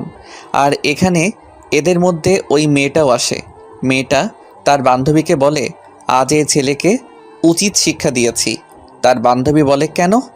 তখন মেয়েটা সব খুলে বলে। তখন তার বান্ধবী বলে এটা কি করছিস? তুই জানিস ওকে? কে ওটা? ওটা পাশের গ্রামের ফরহাদ খানের একমাত্র ছেলে শাকিল খান। ফরহাদ খানকে তো চিনিস? তাতে কি, ও তোকে অপমান করেছে, তাই আমি। দূর পাগলি, এই ছেলেও না, এই ছেলে তো সবার উপকার করে, ওর জন্যই তো এই মানুষটা বাঁচলো। এই রে, আমি কি করছি এটা? ওকে ধরে সরি বলিস, নয়তো দেখিস কি হয়। এদিকে আমি আর রাকিব চেয়ারম্যানের বাসায় চলে গেলাম। চেয়ারম্যানের বাসায় যেতেই দেখলাম সাদেক আহমেদ বাসায় আছে। আমি তার সাথে কথা বলি, কিন্তু সে তার ক্ষমতার বড়াই দেখায়। আমার মাথায় একদম রাগ উঠে যায়। তখন আমি ওর সাথে রাগী কণ্ঠে কথা বলতে লাগলাম। আমি জানতে চাইলাম, এই গ্রামে এত কারেন্টের সমস্যা, সে চেয়ারম্যান হয়েও কেন কিছু করছে না? আর সবথেকে বড় কথা হলো, সে গরিবের অধিকার মেরে খায়, যা গুরুতর অন্যায়। আর এই অন্যায় শাস্তি তাকে পেতে হবে। এই কথা নিয়ে অনেক ঝামেলা হলো। সাদেক আহমেদ আমাকে মারার হুমকি দিল। রাগ করে উঠে সামনে থাকা টেবিলে লাথি মেরে চলে আসলাম। বাইরে আসতেই ফোনটা বেজে উঠল।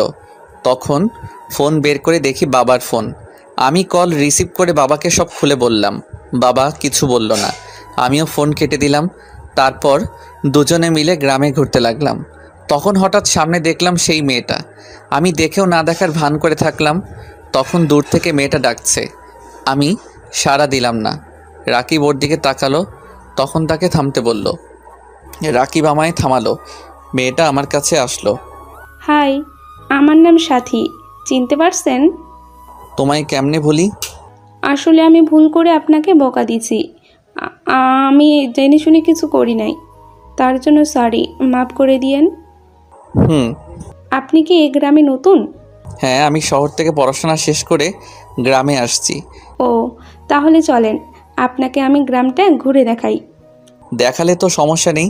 তারপর সাথী, আমি আর রাকিব গ্রামে ঘুরতে বের হলাম। সারাদিন সাথীর সাথে ঘুরলাম। মেয়েটার কথাবার্তা, আচার আচরণ আমার খুব ভালো লাগলো। দেখতে দেখতে সারা দিন কেটে গেল। আজকের দিনটা আমার খুব সুন্দর কাটলো। রাতের বেলা ঘুমাতে গিয়ে আর ঘুমাতে পারি না, শুধু মেয়েটার কথা মনে হচ্ছে। কত সুন্দর মেয়েটা! সে যদি আমার মনের মানুষ হয় তাহলে কতই না সুন্দর হয়। খাট থেকে উঠে বাইরে আসলাম। বাইরে এসে দেখি আম্মু, চাচি আর দাদি বাইরে বসে আছে। আমায় দেখে দাদি জিজ্ঞেস করলো, কি হয়েছে?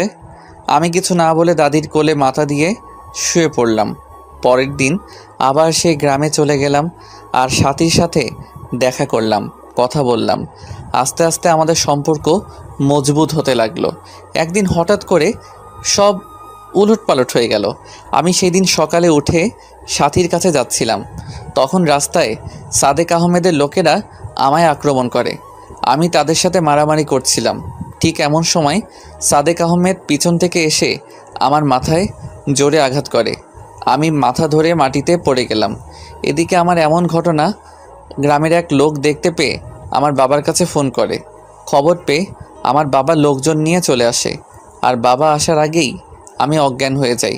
জ্ঞান ফেরার পর দেখি আমি হাসপাতালে আছি। দুদিন পর আমায় বাসায় নিয়ে আসে। এরই মধ্যে বাবা চারদিকে লোক ছড়িয়ে দিয়ে সাদেক আহমেদকে খুঁজে বের করে নিয়ে আসে আর গ্রামের সবার সামনে তাকে শাস্তি দেয়। সাদেক আহমেদ এমন শাস্তি পেয়ে খুব রেগে যায় আর তার মাঝে প্রতিশোধের আগুন জ্বলে ওঠে, যেটা আমরা কেউ জানতাম না। আমরা ভাবি হয়তো সে ভালো হয়ে যাবে, তাই আবার আগের মতো সবাই হাসি খুশি হয়ে চলতে লাগি। আমার মাথায় আঘাত লাগার কারণে কিছুদিন রেস্টে থাকতে বলে। সাথী আমায় না দেখে আর থাকতে পারছিল না, তাই সে আমার বাসায় চলে আসে চাকরের কথা বলে।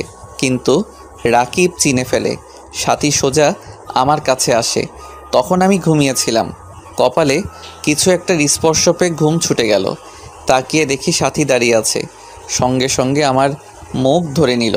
সব কিছু বুঝে ওঠার পর আমার মুখ ছাড়ল। সাথী, তুমি? তোমার কথা শোনার পর থেকে আমি আর থাকতে পারছিলাম না। আব্বু আম্মু আসতে দেয় নাই, তাই আমি খাওয়া ছেড়ে দেই। কি করে খেতাম বলো? তুমি কেমন আছো, খাচ্ছ কি না? আরে পাগলি, আমার কিচ্ছু হয় নাই। আমার এমন অবস্থা দেখে আব্বু আম্মু আমায় আর আটকায় নাই। বাবা কিছু বলে নাই? আমি চাকরানির পরিচয় দিয়ে আসছি। সর্বনাশ, আমার বাবা এতটাও বোকা নয়। তোমার ব্যাপারে সমস্ত খোঁজ নিয়ে তারপর তোমায় ধরবে। আমার কথা বলার দেরি হলো, এমন সময় আসলো, ঘটনা শুরু হলো। আমি বলে শেষ করতেই দরজায় বাবার কথার আওয়াজ আসলো। আজকে আমার বাসায় একটা কাজের মেয়ে আসছে, জানি না কি কাজ করতে আসছে। তাকিয়ে দেখি বাড়ির সবাই বাবার সাথে সাথে আমার ঘরে চলে আসলো। আমি তো শেষ। সাথী লজ্জা আর ভয় একসাথে পেয়ে গেছে। কি করবে ভেবে না পেয়ে লাফিয়ে গিয়ে বাবার পা ধরতে লাগলো।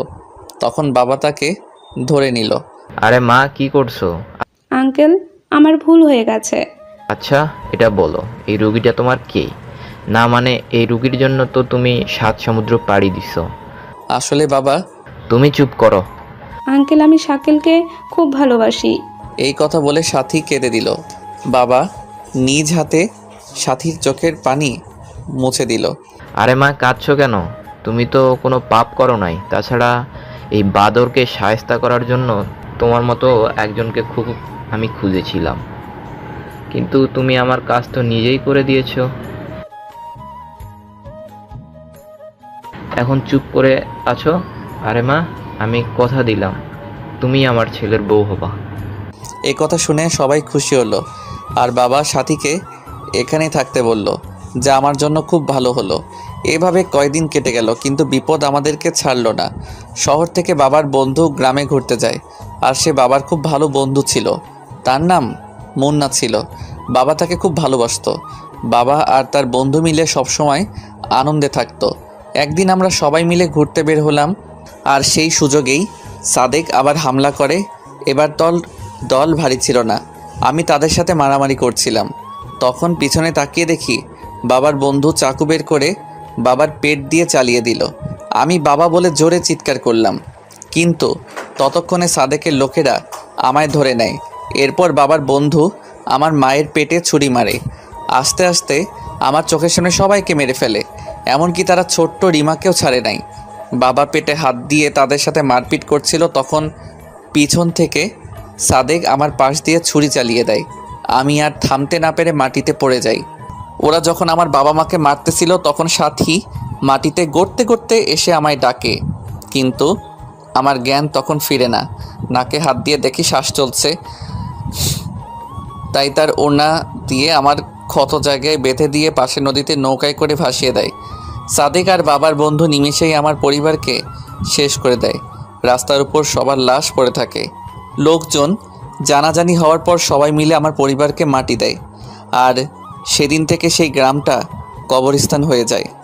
সাদেক রাজ করতে লাগে, যাই তার বিরুদ্ধে কথা বলে তাকেই সে মেরে ফেলে। এদিকে বাবার বন্ধু মুন্না বাবার সমস্ত সম্পত্তির সকল দলিল বের করে, আর সেগুলো শহরে এসে বিক্রি করে। সে বিশাল সম্পত্তির মালিক হয়ে যায়। নিজের নাম বদলে মুন্না থেকে মামুন চৌধুরী রাখে বর্তমান। তার মানে আমার বাবা? হ্যাঁ, তোমার বাবা আমার পরিবারের সাথে বেইমানি করছে, বিশ্বাসঘাতকতা করছে। তাকে বাবা বলতেও আমার ঘৃণা হচ্ছে। তারপর আমি এক জেলের বাড়িতে উঠি। জেলেরা আমায় দেখতে পেয়ে বাসায় নিয়ে আসে, আর ডাক্তার ডেকে আমার চিকিৎসা করে। আস্তে আস্তে ভালো হয়ে উঠি। তখন আমি মনে মনে প্রতিজ্ঞা করি আমি এর প্রতিশোধ নিবই। তারপর সবার প্রথমে আমার টার্গেট হয় সাদেক। তাকে গ্রামের সকলের সামনে তার পাপের শাস্তি দেই। এরপর খবর নিয়ে জানতে পারি মুন্না এখন মামুন চৌধুরী। তাই আমি আমাদের সমস্ত সম্পত্তির আসল দলিল বের করি, আর সেগুলো নিয়ে শহরে চলে আসি। আর একে একে সবাইকে খুন করো? হ্যাঁ, কিন্তু তোমার বাবাকে খুন করলে আমার প্রতিশোধ নেওয়া হতো না, তাই তোমায় ব্যবহার করে আমি তোমাদের বাসায় ঢুকি আর নকল দলিল খুঁজে বের করি। তারপর সেগুলো আদালতে হাজির করি কাউকে না জানিয়ে, আর আদালতে আমি জয়ী হই। তাই তোমার বাবার নামে এখন 1 টাকাও নেই। সব কোম্পানি, বাড়ি গাড়ি সব পুলিশের হাতে। কিন্তু আমার বাবা? তোমার বাবাকে পুলিশ এখন খুঁজছে আশরাফের খুনের অপরাধে আর জেল থেকে পালানোর অপরাধে ফাঁসির অর্ডার। ও, কিন্তু আমি জানি তোমার বাবা আমায় খুঁজে বের করবে, আর তার আশারই আমি অপেক্ষা করতেছি, কারণ আমি নিজেই তোমার বাবাকে লোকেশন দিয়েছি। কিন্তু কেন? মৃত্যু সবসময় তাকে ডাকে। এদিকে মামুন চৌধুরী আমার লোকেশন পেয়ে লোকজন নিয়ে সেখানে হাজির হলো, কিন্তু ততক্ষণে আমরা সেখানে নেই।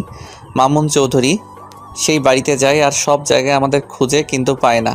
পায় শুধু একটা চিঠি, ডিয়ার মুন্না ওরফে মামুন চৌধুরী, মৃত্যু আজ তোকে এই পর্যন্ত টেনে আনছে। তুই যেভাবে আমার পরিবারকে খুন করছিস, বেইমানি করছিস, ঠিক সেইভাবে আমি বেইমানি করছি। জানি এতে কমতি হয়েছে, আর তার জন্য আমি চেয়েছিলাম তোকে আরও কঠিন মৃত্যু দিব, কিন্তু তোর মেয়ে তোকে নিজ হাতে আজ মারলো। এখানে আজ তোর মরণ হবে। কেন জানিস? কারণ এই ঘরে প্রতিটা ওয়ালে টাইম বোমা সেট করা। তুই যখন চিঠিটা হাতে নিছিস তখন টাইম স্টার্ট হয়েছে। ভাবিস না এটা আমি করছি। এসব তোর নিজের মেয়ে করছে, সে চায় আমরা আর সময় নষ্ট না করে তাড়াতাড়ি সংসার শুরু করি।